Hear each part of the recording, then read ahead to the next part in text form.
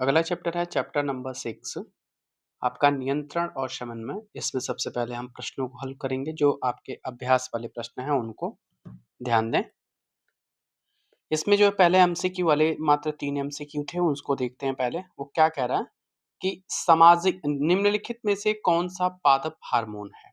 ये है आपका इसमें साइटोकाइनिन, आपका एक प्रकार का पादप हार्मोन है। यहाँ पर दिया हुआ है ऑप्शन नंबर डी। दो तंत्रिका कोशिका के मध्य में जो खाली स्थान होता है उसको क्या बोलते हैं? उसको बोलते हैं सिनेप्स।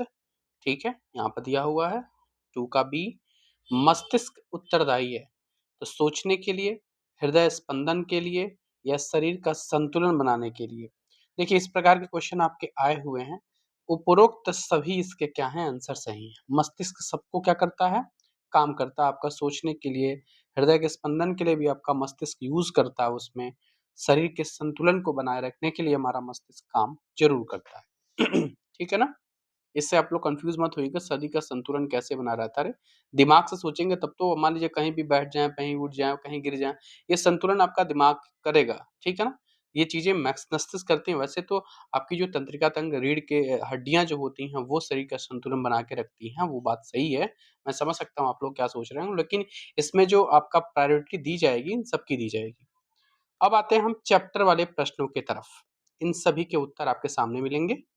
ठीक है, चलिए पहले प्रश्न से शुरू करते हैं। पहला प्रश्न आपके सामने है कि प्रतिवर्ती क्रिया, ध्यान दें, कि प्रतिवर्ती क्रिया तथा टहलने के बीच में क्या अंतर है। देखिए विशेषता क्या होती है इनकी। प्रतिवर्ती क्रिया और टहलना में नियंत्रण मस्तिष्क की बजाय रीढ़ की हड्डी के द्वारा नियंत्रित, मस्तिष्क द्वारा नियंत्रित, स्वचालित अनियंत्रित स्वचालित, और अनियंत्रित स्वचालित नहीं, ये इच्छा के अनुसार आपके क्या होते हैं? नियंत्रित होते हैं। एक्चुअली दोनों मिक्स हो गया है, दोनों को अच्छा अलग अलग करके पढ़ना पड़ेगा इसमें। दूसरा पॉइंट क्या है? समय तुरंत प्रतिक्रिया करके धीरे धीरे और सतत क्रिया करता है। उदाहरण में जैसे आपको टहलने के बीच में हाथ को आगे से तुरंत हटाना, चलना, दौड़ना। प्रतिवर्ती क्रिया क्या होती है? वो तुरंत और स्वचालित होती है, जबकि जो टहलना होता है वो मस्तिष्क के निर्देशन के नियंत्रित शारीरिक क्रिया होती है। ठीक है ना? दूसरा क्वेश्चन है आपका कि तंत्रिका कोशिकाओं, जो न्यूरॉन बोलते हैं, के मध्य अंतर्गठन जो सिनेप्स बोलते हैं, दोनों याद रखिएगा। एग्जाम में दोनों आकर कंफ्यूज हो जाएंगे आप। अंतर्गठन और सिनेप्स दोनों एक ही चीज है। इसमें क्या होता है? ध्यान दीजिए, बहुत अच्छा क्वेश्चन है ये। कह रहा है कि सिनेप्स वह स्थान है या जहां एक न्यूरॉन का अच्छा तंतु मतलब एक्सान जो होता है वो दूसरे न्यूरॉन के डेंड्राइट या कोशिका झिल्ली से जुड़ा रहता है। उसके बाद से यह रासायनिक संदेशवाहक जिसको हम न्यूरोट्रांसमीटर्स बोलते हैं, जैसे एसिटाइल कोलाइन, डोपामिन आदि क्या करते हैं? ये मुक्त करते हैं। क्लियर है? यह एक प्रकार का इलेक्ट्रिकल इम्पल्स होता है, मतलब संदेश को रासायनिक रूप में बदलकर अगले न्यूरॉन तक इसको पहुंचाता है। सिनेप्स में क्या होता है अगला कि न्यूरॉन्स के बीच में संदेश का आदान प्रदान एक रासायनिक माध्यम से होता है। और ये आपका बता दूं बीपीएससी का फेवरेट पॉइंट है ये। बीपीएससी इससे जरूर क्वेश्चन पूछती है, तो इसको जरूर याद रखिएगा। अगला पॉइंट, थर्ड नंबर क्वेश्चन क्या कह रहा है? थर्ड नंबर ध्यान दीजिए, थर्ड नंबर है कि मस्तिष्क का कौन सा भाग शरीर की स्थिति और संतुलन का अनुरक्षण करता है। आ गया ना? मस्तिष्क के बारे में आ गया ना, शरीर का संतुलन इससे अनुरक्षण करता है। तो इस पे कंफ्यूज होने की बात नहीं है। तो इसमें वो है आपका जिसको हम बोलते हैं सेरिबेलम, जिसको हम बोलते हैं अग्र मस्तिष्क या कर्ण मस्तिष्क, इसका नाम है। कह रहा है कि कार्य क्या है इसका? तो यह मांसपेशियों का समन्वय, शरीर की स्थिति मतलब जो पॉस्चर होता है जो शरीर का आपका, उस संतुलन को यानी बैलेंस बनाए रखता है। क्लियर है मेरी बात? चौथा क्वेश्चन की तरफ आते हैं। चौथा क्वेश्चन है कि हम एक अगरबत्ती की गंध का पता कैसे लगाते हैं। तो कैसे लगाएंगे एक अगरबत्ती की गंध का? ध्यान दीजिए, इसको पता लगाने के लिए क्या करना पड़ेगा आपको? इसमें है कि जब हम अगरबत्ती को जलाते हैं तो उसमें धुआं सा, खुशबू वाले वाष्प निकलते हैं। ये वाष्प नाक में मौजूद जो गंध ग्रंथियां जिसको हम ओला फैक्ट्री रिसेप्टर्स बोलते हैं उसके द्वारा इनको पहचाना जाता है। और पहचान जाने के बाद से इसके संदेश को न्यूरॉन्स के माध्यम से आपके मस्तिष्क में पहुंचा दिया जाता है। और उसके बाद से हम इसको क्या करते हैं? गंध का महसूस करते हैं। क्लियर है पॉइंट? क्वेश्चन नंबर 5 आपका पॉइंट क्या कह रहा है? क्वेश्चन नंबर 5 की तरफ ध्यान दीजिए कि प्रतिवर्ती क्रिया में मस्तिष्क की क्या भूमिका है। क्लियर है मेरी बात? आइए पॉइंट देखते हैं। प्रतिवर्ती क्रिया में क्या होता है कि प्रतिवर्ती क्रिया में मुख्य नियंत्रण रीढ़ की हड्डी की द्वारा होता है। मस्तिष्क पहले इसमें शामिल नहीं होता, लेकिन संदेश की नकल के रूप में इसे सूचना भेज सकता है। इसलिए हम बाद में क्या महसूस करते हैं कि प्रतिक्रिया हुई है, लेकिन प्रतिक्रिया तुरंत रीढ़ की हड्डी से होती है। ये बात समझिएगा। क्लियर है? अब अगला पॉइंट आते हैं चैप्टर के प्रश्नों से। अगला पार्ट है कि पादप हार्मोन क्या होता है। देखिए, अब बीपीएससी या कोई भी एग्जाम इससे बाहर एनसीईआरटी से क्या पूछेगा भैया, सब तो मैंने बता दिया। उसके बाद से आपको पता है 100 प्लस एमसीक्यू, किसी किसी चैप्टर से तो 140 एमसीक्यू मैंने निकाले हैं। और इतना मैंने मेहनत इस फॉर्मेट पे किया है। मैं पिछले 15 से 20 दिनों से इस पे मैं काम कर रहा हूँ। सोचिए, 15 दिन से प्लस हो गए हैं इस पे काम करते हुए, और आपको एक एक कहीं गलतियां ना हो। पॉइंट भी अच्छे देने हैं कि आपको समझ में भी आए, गलती भी ना हो, एग्जाम ओरिएंटेड हो, बाहर से कोई एक्स्ट्रा फैक्ट भी नहीं डाला जाए। इन सभी चीजों को ध्यान में रख के बनाया गया है। तो प्लीज, पहली बार है तो प्लीज चैनल को सब्सक्राइब कर लें। बहुत अच्छा कंटेंट आपको मिलने वाला है। ऐसा कंटेंट आपको पूरे यूट्यूब पे नहीं मिलेगा, मैं गारंटी देता हूँ। वो वही होगा कि छोटी चीजें बता करके आगे बढ़ना या चीजों को स्किप करना, मेरा काम ये नहीं है। मैं सब ए टू जेड मैंने आपसे वादा किया है तो मैं आपको बताऊंगा। चलिए, अब अगला पॉइंट है कि हार्मोन्स क्या हैं। कौन से हार्मोन? तो पादप हार्मोन की बात कर रहा है। देखिए, पहला पॉइंट आपके पादप हार्मोन के बारे में कि पादप हार्मोन प्राकृतिक रासायनिक पदार्थ होते हैं जो पादप में विकास, वृद्धि, विभेदन और प्रतिक्रिया को नियंत्रित करते हैं। इन्हें एंडोजेनस केमिकल मैसेंजर भी कहा जाता है। क्या कहा जाता है? एंडोजेनस केमिकल मैसेंजर भी कहा जाता है। उदाहरण में आपको आ जाएगा पादप हार्मोन में ऑक्सिन है, जिबरेलिन है, साइटोकाइनिन है, एथिलीन है और ऑब्सेसिक एसिड है। ये सब के सब आपके पादप हार्मोन है। आपको डायरेक्ट ऑप्शन में मिल सकता है इसमें से कौन से पादप हार्मोन है। आपके सामने इस प्रकार से 4 ऑप्शन दे करके दे दिया जाएगा। दूसरा क्वेश्चन है कि जो छुई मुई के पादप की पत्तियों की गति प्रकाश की ओर प्ररोह की गति से किस प्रकार से भिन्न है। चलिए, विशेषता क्या है इसकी कि छुई मुई की जो गति होती है वो प्रकाश की ओर प्ररोह होती है। प्रेरक कारण स्पर्श लाइटिंग में होती है। दिशा इसकी अनियंत्रित, किसी विशेष दिशा में नहीं, प्रकाश की दिशा की ओर नियंत्रित करके। और वृद्धि प्रकार जो होता है उसका वो नॉन डायरेक्शनल मूवमेंट की तरफ होता है। नॉन डायरेक्शनल मूवमेंट से आपका जो डायरेक्शनल मूवमेंट की तरफ ये क्या करता है, क्रिया करता है। उदाहरण में जो मिसोसा की पत्तियां हैं वो हरे पौधों की डंडियों का प्रकाश की ओर झुका देती हैं। ये इसका उदाहरण है। छुई मुई के बारे में बात बोल रहा है ये। अगला पॉइंट, अगला पॉइंट क्वेश्चन नंबर थर्ड कह रहा है कि एक पादप हार्मोन का उदाहरण दीजिए जो वृद्धि करता है। तो ऑक्सिन है वो, यहाँ पे देखिए दिया भी है। ऑक्सिन क्या कह रहा है कि ऑक्सिन एक डंडी और जड़ों की लंबाई बढ़ाने में क्या करता है, मदद करता है। ऑक्सिन का काम क्या है? जो डंडियां होती हैं, जो जड़ें होती हैं, उनके लंबाई को बढ़ाता है। उसके बाद अन्य उदाहरण आपको जिबरेलिन का आएगा। जिबरेलिन क्या करता है? वो पौधों को ऊर्ध्वाधर वृद्धि बढ़ाता है। मतलब ये भी क्या करता है? ये पौधों को ऊर्ध्वाधर वृद्धि बढ़ाने में काम जिबरेलिन का है। अगला पॉइंट है आपका क्वेश्चन नंबर 4। क्वेश्चन नंबर देखिए, इसके पहले थोड़ा सा पीडीएफ बहुत लंबा हो गया था, 400 पेज में हो गया था, लेकिन मैंने इस बार इसको क्या किया है, 200 मेरे ख्याल से 270 या आसपास था पेज पूरा, मैंने उसको भी कंप्रेस करके 140 के आसपास पेज में कंप्रेस किया है। तो जो भाई बहन दोनों में देख लेंगे डिफरेंसेस, प्रिंट आउट कराते समय क्या आपका जो 140 पेज वाला काफी छोटा आदि फॉन्ट में आ रहा है, तो प्लीज आप 270 वाले को ही प्रिंट आउट कराइएगा। वैसे आप इसको करा सकते हैं, पढ़ सकते हैं, क्योंकि एक पेज पे 2 फ्रंट को आपको दिया गया है, तो थोड़ा सा फॉन्ट तो छोटा होगा ही, जाहिर सी बात है। एक बार आप देख सकते हैं। जो पीडीएफ लेना चाहेगा वो 2 दिन के बाद से पीडीएफ प्रोवाइड कर दी जाएगी आपको। इसकी सूचना मेरे टेलीग्राम चैनल पे ऑन ट्रेंडिंग एजुकेशन के ग्रुप और चैनल दोनों पे दे दी जाएगी। चलिए, अगला पॉइंट है क्वेश्चन नंबर 4। क्वेश्चन नंबर 4 पढ़ते हैं। करा कि जलानुवर्तन दर्शाने के लिए एक प्रयोग की अभिकल्पना कीजिए। क्या है अभिकल्पना इसका? चलिए इसके बारे में पढ़ते हैं कि जब प्रतान प्रतान मतलब जो आपकी जो लताएं होती हैं उसकी वो सहारे के चारों ओर मुड़ता है तो ऑक्सीन नीचे की ओर जमा होता है। क्लियर है? ऑक्सीन जहां तेजी से वृद्धि करता है, जिसके ऊपर हिस्से की तुलना में नीचे की कोशिकाएं अधिक लंबाई में क्या होती हैं, बढ़ जाती हैं। इसका परिणाम स्वरूप क्या होता है कि जो प्रतान होते हैं वो सहारे के चारों ओर क्या करते हैं, घुमाव करते हैं। ये किसके वजह से हो रहा है? ऑक्सीन के नीचे की ओर जमा होने के कारण। अगला पॉइंट, अब आते हैं हम अगले जो चैप्टर से प्रश्न है उनको देखते हैं। कह रहा है कि जंतुओं में रासायनिक समन्वय कैसे होता है। देखिए, जंतुओं में रासायनिक समन्वय मुख्य रूप से हार्मोनस के माध्यम से, मतलब हार्मोन्स के माध्यम से होता है। हार्मोन आपके अंतःस्रावी ग्रंथियां, जिसको हम एंडोक्राइन ग्लैंड्स बोलते हैं, के द्वारा रक्त में स्रावित होता है। रक्त इन्हें शरीर के लक्षित अंगों तक ला करके पहुंचाता है। उसके बाद से जहां ये विशिष्ट क्रियाओं को नियंत्रित करते हैं और नियंत्रित करने के बाद अपना काम करते हैं। उदाहरण में क्या है कि जैसे इंसुलिन जो क्या करता है, जो आपके ब्लड में जो ब्लड में शुगर को नियंत्रित करता है, मतलब उनका बैलेंस करता है। एड्रेनलिन का मतलब क्या है, जैसे आपके शरीर में कोई भी तनाव है, संकट है, निद्रा है, इन चीजों से ये बचाता है आपको। ये सारी चीजें आपको एंडोक्राइन ग्लैंड यानी अंतःस्रावी ग्रंथियों के द्वारा स्रावित होते हैं। ये आपकी अंतःस्रावित ग्रंथियां हैं ये, ठीक है ना। इनका समन्वय इस प्रकार से होता है।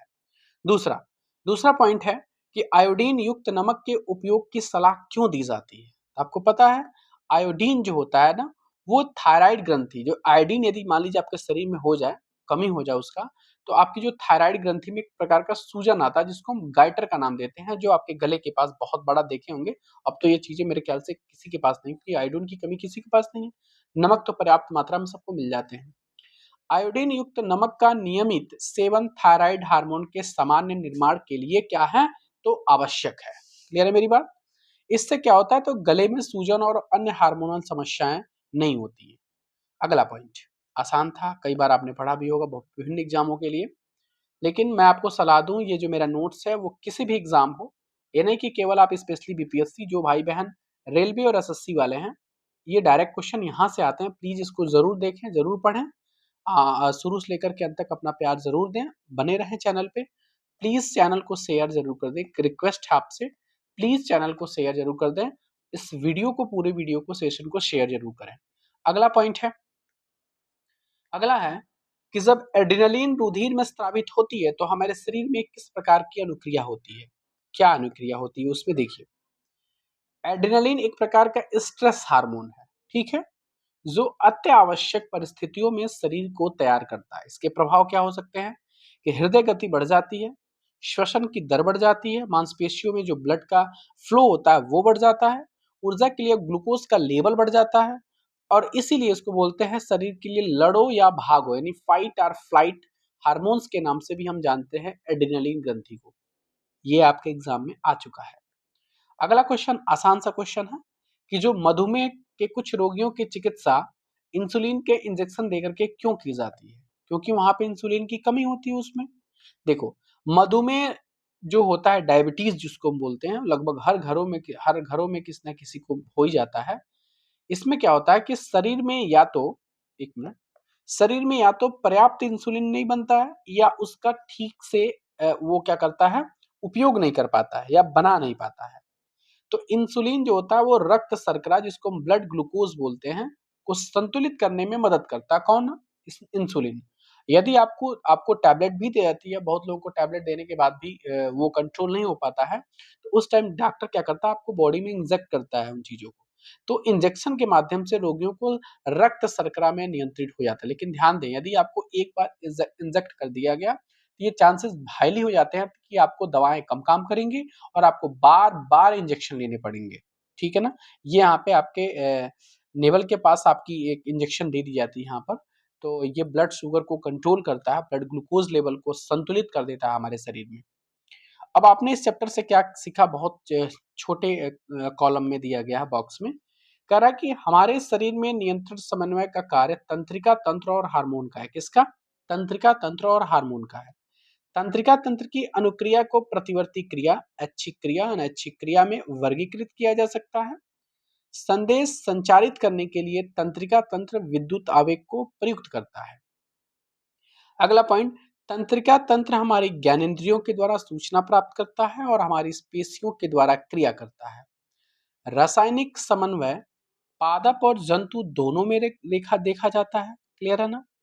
हार्मोन जो जीव होते हैं, हार्मोन जीव के एक भाग में उत्पन्न होते हैं और दूसरे भाग में इसकी इच्छित प्रभाव को पाने के लिए इसके क्या करते हैं, तो गति करते हैं। हार्मोन की क्रिया को पुनर्भरण क्रिया विधि नियंत्रित करती है। अभी तक मैंने चैप्टर वाले प्रश्न आपने सीखा, एक्सरसाइज वाले प्रश्न उन सबको मैंने देखा। अब हम आते हैं आपको आपके फेवरेट पॉइंट की तरफ लेकर के, एमसीक्यू जो कंप्लीट जिस चैप्टर से होगा मैं उसको पढ़ूंगा।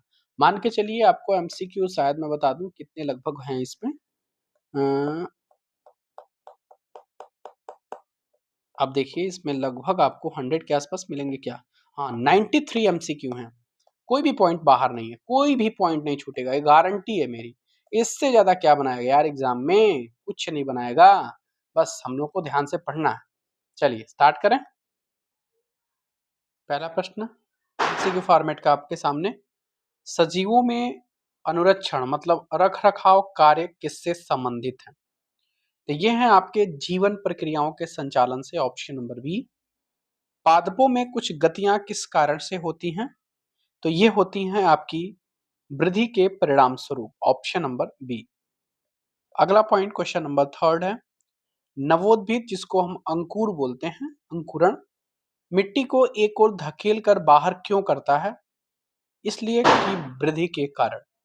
जंतुओं में होने वाली गतियां किस कारण से होती हैं? तो ये होती हैं वृद्धि से असंबंधित कारणों से। गतियां जीवन के साथ क्यों जोड़ी जाती हैं? क्योंकि ये पर्यावरण परिवर्तनों की अनुक्रिया होती है। कह रहा है कि बिल्ली के दौड़ने का मुख्य कारण क्या हो सकता है इसमें? ये पैरा दिया हुआ था, तो ये है आपके कि चूहे को देख करके वो दौड़ रही। अगला पॉइंट है, पौधे सूर्य के प्रकाश में वृद्धि क्यों करते हैं? इसलिए कि ऊष्मा प्राप्त करने के लिए, भोजन बनाने के लिए। अच्छा पॉइंट है, भोजन को बनाने के लिए। बच्चों को झूले पर खेलने का उद्देश्य क्या होता है? आनंद प्राप्ति। अगला पॉइंट है आपका, भैंस जुगाली जुगाली क्यों करती है?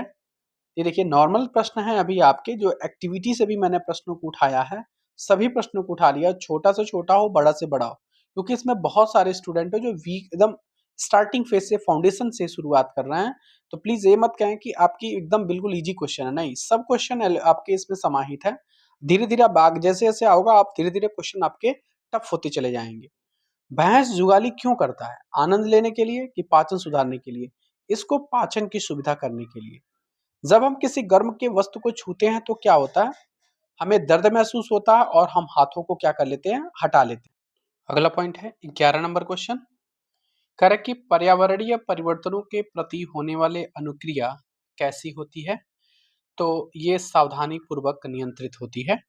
सजीवों को उचित अनुक्रिया के लिए क्या आवश्यक है? तो उसके लिए नियंत्रण और समन्वय आवश्यक है। 30 नंबर क्वेश्चन है कि बहुकोशिकीय जीवों में नियंत्रण व समन्वय किसके द्वारा किया जाता है? तो ये किया जाता है विशिष्टीकृत ऊतक के द्वारा। जंतुओं में नियंत्रण व समन्वय किसके द्वारा किया जाता है? तो ये किया जाता है तंत्रिका और पेशीय ऊतक के द्वारा। अगला पॉइंट है आपका 15 नंबर, गर्म वस्तु को छूने पर शरीर में सूचना का पता कौन लगाता है? तो ये लगाता है आपका ग्राही, जिसको हम रिसेप्टर बोलते हैं। ग्राही सामान्यतः कहाँ पाए जाते हैं? तो ये पाए जाते हैं आपके ज्ञान इंद्रियों में। करा कि रस संवेदी ग्राही किसका पता लगाते हैं? तो ये जो पता लगाएंगे आपके, वो कौन सा होगा? गंध, ताप, स्वाद, प्रकाश किसमें होगा? तो ये होगा आपका स्वाद में। घ्राणगाही जिसको हम ओफ्लाफैक्ट्री ओफ्ला ओफ्लाक्ट्री सॉरी ओलाफैक्ट्री ओल्फैक्ट्री रिसेप्टर्स किसका पता लगाते हैं? घ्राणग्राही को। तो ये इसका सही आंसर जो होगा वो होगा गंध का। घ्राणगाही गंध का ही तो पता लगाते हैं। अगला 19 नंबर, करा कि तंत्रिका कोशिका के किस भाग के द्वारा सूचना उपार्जित होती है? तो इसका सही जो जवाब होगा वो होगा डेंड्राइट यानी द्रुमिका के द्वारा। 20 नंबर क्वेश्चन है, तंत्रिका कोशिका में उत्पन्न विद्युत आवेग किस दिशा में जाता है? ये जाता है आपका एक्शान के द्वारा। किसके द्वारा? एक्शान के द्वारा। नहीं सॉरी, एक्शान से एक्शान, ध्रुमिका से फिर एक्शान में जाता है। एक्शान के अंतिम सिरे पर क्या होता है? इसमें जो होता है वो रासायनिक पदार्थों का विमोचन होता है। सिनेप्स क्या है? तो ये दो तंत्रिकाओं के बीच का स्थान है। ऑप्शन नंबर ए सही जवाब है। 23 नंबर की तरफ आते हैं। कह रहा है 23 नंबर, शरीर में सूचना का संचरण किस रूप में होता है? तो सही आंसर ऑप्शन नंबर बी, विद्युत आवेगों के द्वारा। न्यूरॉन किसका बना होता है? सही आंसर है ऑप्शन नंबर सी, तंत्रिका कोशिकाओं के जाल से। क्लियर है? मुंह में चीनी रखने पर स्वाद में परिवर्तन क्यों होता है जब नाक बंद कर दी जाती है? तो इसका जो सही आंसर है ऑप्शन नंबर ए, क्योंकि गंध का अनुभव नहीं होता है। अगला पॉइंट है 26 नंबर, कह रहा है कि जुकाम होने पर स्वाद भोजन का स्वाद कम महसूस होना किस कारण से है? तो ये है आपका घ्राणग्राही अवरुद्ध हो जाते हैं। प्रतिवर्ती क्रिया जिसको हम रिफ्लेक्स एक्शन का नाम देते हैं वो क्या है? ये है आपका रिफ्लेक्स जो एक्शन है वो है अचानक हुई अनैच्छिक अनुक्रिया। अगला पॉइंट है, मैं प्रतिवर्त स्वरूप आग से हाथ पीछे खींच लिया, इस कथन का अर्थ क्या है? कि इसमें स्वतः स्फुर्त प्रक्रिया हो रही है कि जैसे ही उनको आग टच हुआ, महसूस हुआ, वो तुरंत उसको अपना काम करके पीछे हटा लिए हाथ। प्रतिवर्त क्रिया के समय सोचने की आवश्यकता क्यों नहीं होती है? क्योंकि वह स्वतः स्फुर्त होती है। Option number B. 30 नंबर की तरफ आते हैं। तंत्रिका आवेग कहाँ उत्पन्न होता है? तो तंत्रिका आवेग द्रुमिका में उत्पन्न होता है। सोचने की क्रिया कहाँ होती है? Very important point. तो कहाँ होगा? तो ये होगा मस्तिष्क के अग्र पार्ट में, अग्रशिरा में। मस्तिष्क शरीर के विभिन्न भागों से कैसे संदेश प्राप्त करता है? तो ये प्राप्त करता है तंत्रिकाओं के द्वारा। क्या करता है? तंत्रिकाओं के द्वारा। Option number B.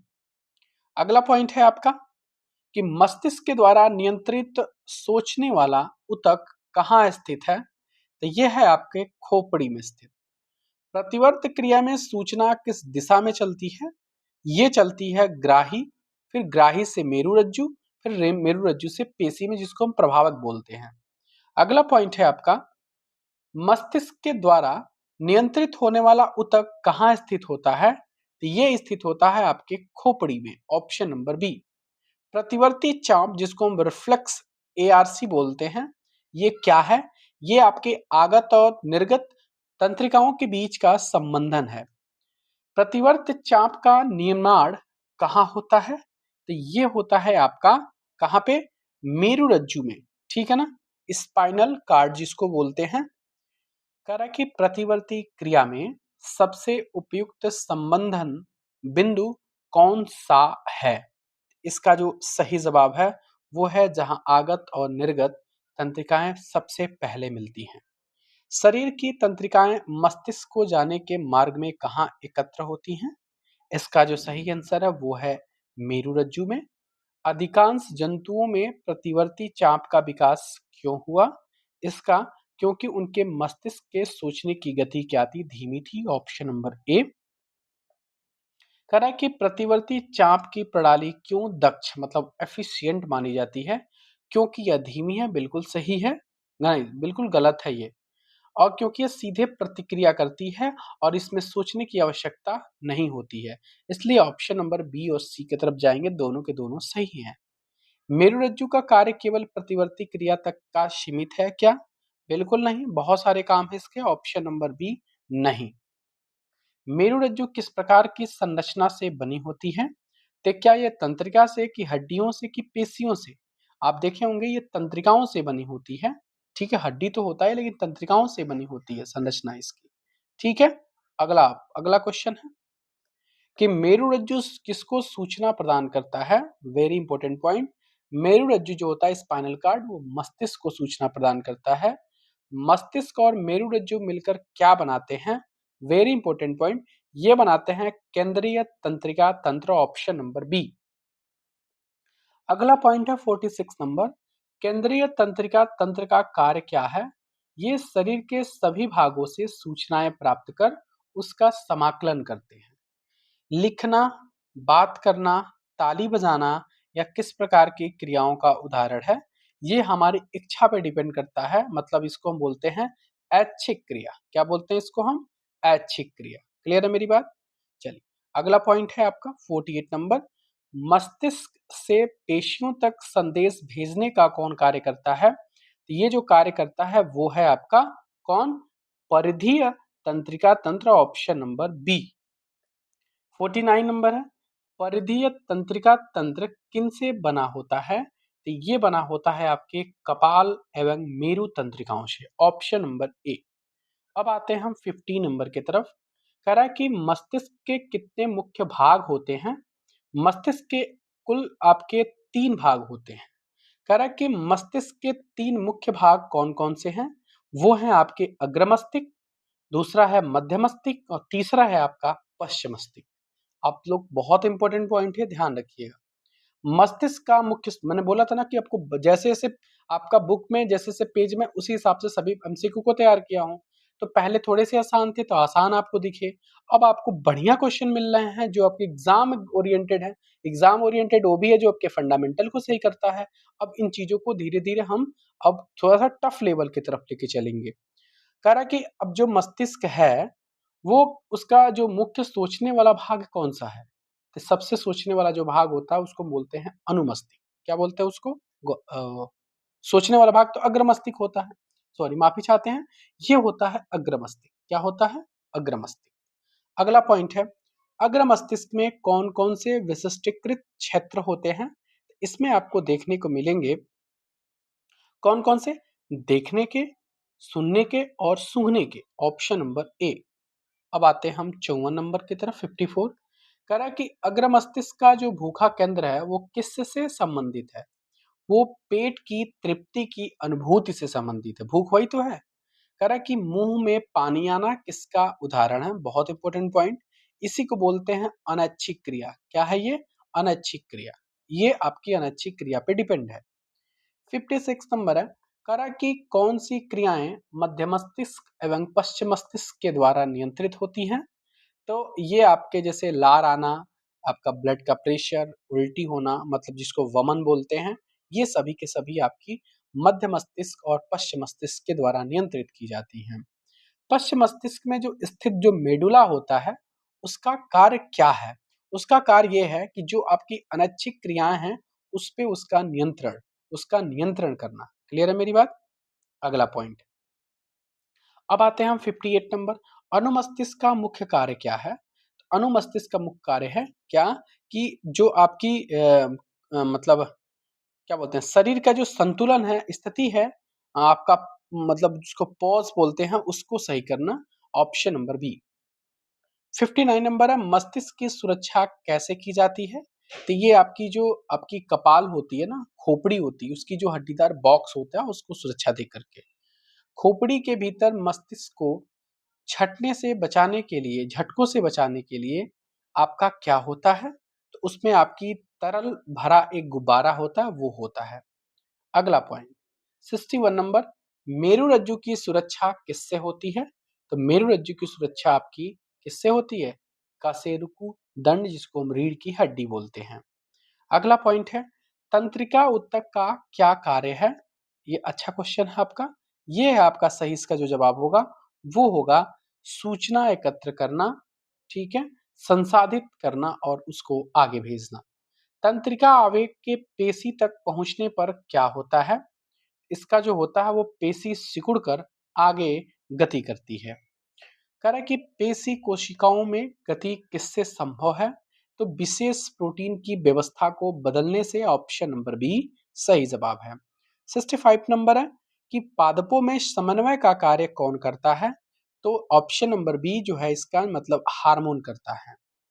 अगला पॉइंट है, प्लीज आपको सच में सेशन पसंद आ रहा है तो एक मोटिवेशन दे दे मुझे, मतलब कि एक लाइक दे दे।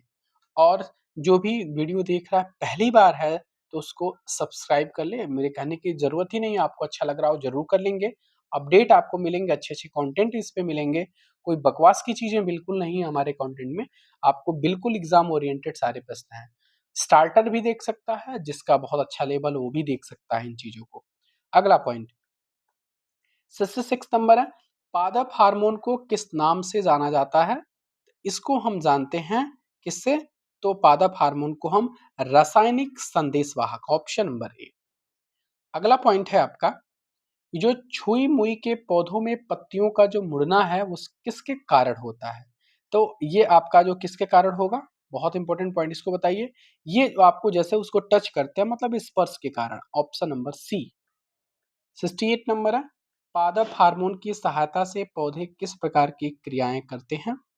तो ये आपके जो है वो आपके वृद्धि और गति, ऑप्शन नंबर ए सही जवाब है। पादप में किस प्रकार का समन्वय पाया जाता है? तो ये पाया जाता है रासायनिक, ऑप्शन नंबर ए। जंतुओं में समन्वय के लिए कौन से दो तंत्र कार्य करते हैं? ये जो दो तंत्र कार्य करते हैं आपके, वो तंत्रिका एवं हार्मोनल तंत्र। कौन होता है? तंत्रिका एवं हार्मोनल तंत्र होता है। हार्मोन किस प्रकार कार्य करते हैं? तो हार्मोन आपको रासायनिक संकेतों के द्वारा कार्य करते हैं। हार्मोन किसके द्वारा स्रावित होते हैं? तो जो हार्मोन होते हैं वो आपके अंतःस्रावी ग्रंथियों के द्वारा स्रावित होते हैं। कौन सी ग्रंथियां नलिकाओं के बिना हार्मोन स्रावित करती हैं? तो ये जो आपका है वो कौन सा होगा? अंतःस्रावी ग्रंथियां, ऑप्शन नंबर बी। अगला पॉइंट, एड्रिनलिन हार्मोन जो होता है उसका स्राव कब होता है?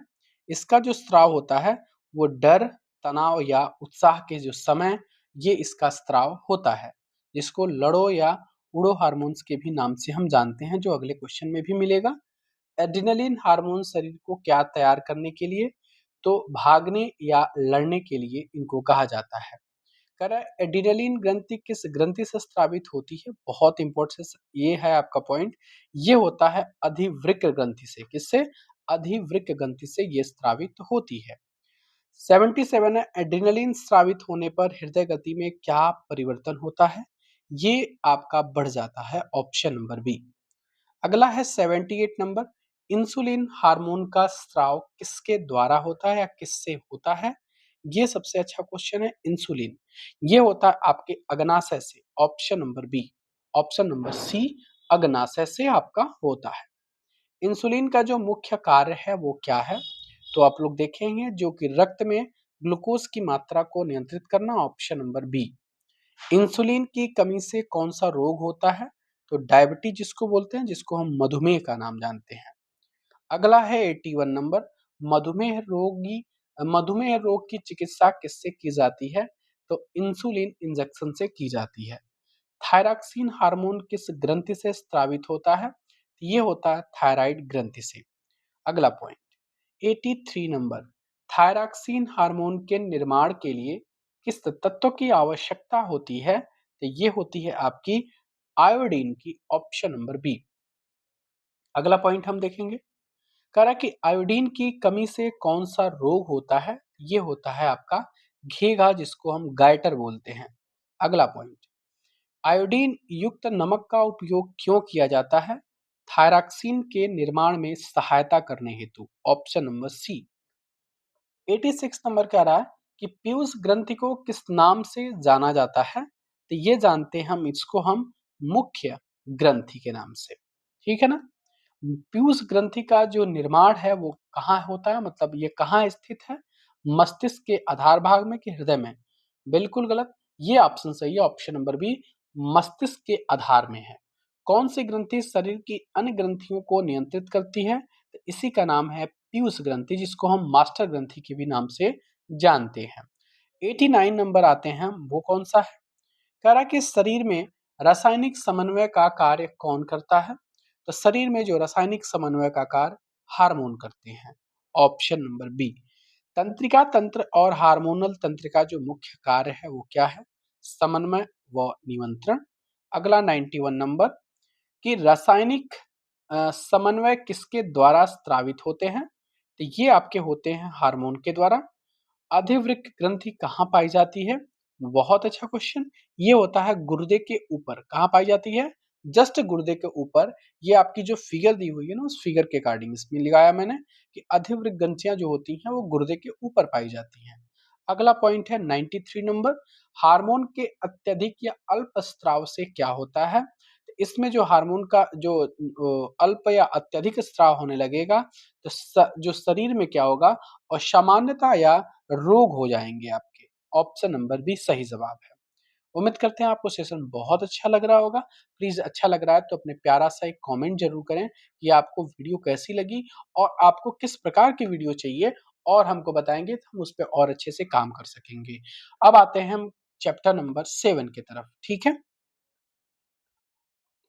अब आपको इस चैप्टर नंबर 7 में सबसे पहले आपको मिलेगा अभ्यास वाले प्रश्नों को हम देखेंगे। चलिए, चैप्टर से अभ्यास वाले प्रश्नों को उठाए हैं। कह रहा है कि पहला क्वेश्चन कि अलैंगिक जनन मुकुलन के द्वारा होता है। मुकुलन के द्वारा होता है, पहला है ईस्ट अमीबा प्लाज्मोडियम या लिस्मानिया, तो वो होता है ईस्ट के द्वारा। क्या होता है? ईस्ट में, ठीक है ना? कह रहा है कि निम्नलिखित में से कौन सा मानव में मादा जनन तंत्र का भाग नहीं है? मानव में मादा, मादा का मतलब महिला में, तो अंडाशय महिला में होता है, गर्भाशय होता है, डिंबवाहिनी होती है, लेकिन शुक्रवाहिका नहीं होता। शुक्रवाहिका नर जनन तंत्र का भाग है। परागकोश में होते हैं, तो परागकोश में क्या होते हैं? तो इसमें होते हैं परागकण, ऑप्शन नंबर डी, ठीक है। अगला पॉइंट, अब हम इतना ही था एक्सरसाइज वाले क्वेश्चन में। अब हम आते हैं, जैसे कुछ क्वेश्चन ऐसे हैं ना जो बिल्कुल थ्योरेटिकल है, जो एग्जाम से इसका लेना देना नहीं है, वो आपके थॉट्स को डेवलप कर रहा है। तो हमको यहाँ पे क्वेश्चन जनरेट करने हैं, क्वेश्चन एग्जाम ओरिएंटेड पढ़ने हैं। उसके बाद से हम आते हैं और जो चीजें छूटी हुई हैं वो तो हम चैप्टर वाले प्रश्न में कर ले रहे हैं। अब हम चैप्टर वाले प्रश्नों को तरफ लेके चल रहे हैं आपको। पहला है कि डीएनए की प्रतिकृति प्रजनन में क्या महत्व है? दूसरा है कि जीवों में विभिन्नता स्पीशीज के लिए तो लाभदायक है परंतु व्यक्ति के लिए आवश्यक नहीं है, क्यों? तो पहले हम डीएनए की प्रतिकृति के प्रजनन में महत्व देखते हैं। चलिए, इसका महत्व देखते हैं हम। कह रहा है कि पहला ये है कि यह अनुवांशिक जानकारी को माता पिता के संतान तक पहुंचाती है। माता पिता से कहाँ पहुंचाती है? संतान तक। उसके बाद से क्या कह रहा है कि और सुनिश्चित करती है कि अगली पीढ़ी में यह गुण क्या करे? समान रहे। दूसरा क्या होता है? दूसरा क्वेश्चन क्या जवाब है कि जीवों में विभिन्नता स्पीशीज तो लाभदायक है लेकिन परंतु व्यक्ति विशिष्ट के लिए आवश्यक नहीं है, क्यों? इसलिए क्योंकि विभिन्नता जो वेरिएशन होता है वो वेरिएशन से पूरी प्रजाति बदलते पर्यावरण में जीवित रह सकती है, जबकि किसी एक जीव के लिए अनिवार्य नहीं होती है, परंतु यह उसके वंशजों के अस्तित्व की संभावना को क्या कर देती है? बढ़ाती है। इसलिए अब हम आते हैं ऊतक संवर्धन, जो पहले एग्जाम में आपके इससे क्वेश्चन आपके बन चुके हैं, तो इसको ध्यान से पढ़िए। ऊतक संवर्धन तकनीक में पौधे के ऊतक और उसकी कोशिकाओं को पौधे के शीर्ष के वर्धमान भाग से पृथक कर उसको नए भाग में उगाए जाते हैं। इन कोशिकाओं को कृत्रिम पोषक माध्यम में रखा जाता है, जिससे कोशिकाएं विभाजित होकर के अनेक कोशिकाओं का छोटा समूह बनाती है, जिसे हम कैलस कहते हैं। क्या कहते हैं? कैलस। डायरेक्ट एग्जाम में पूछा जा सकता है।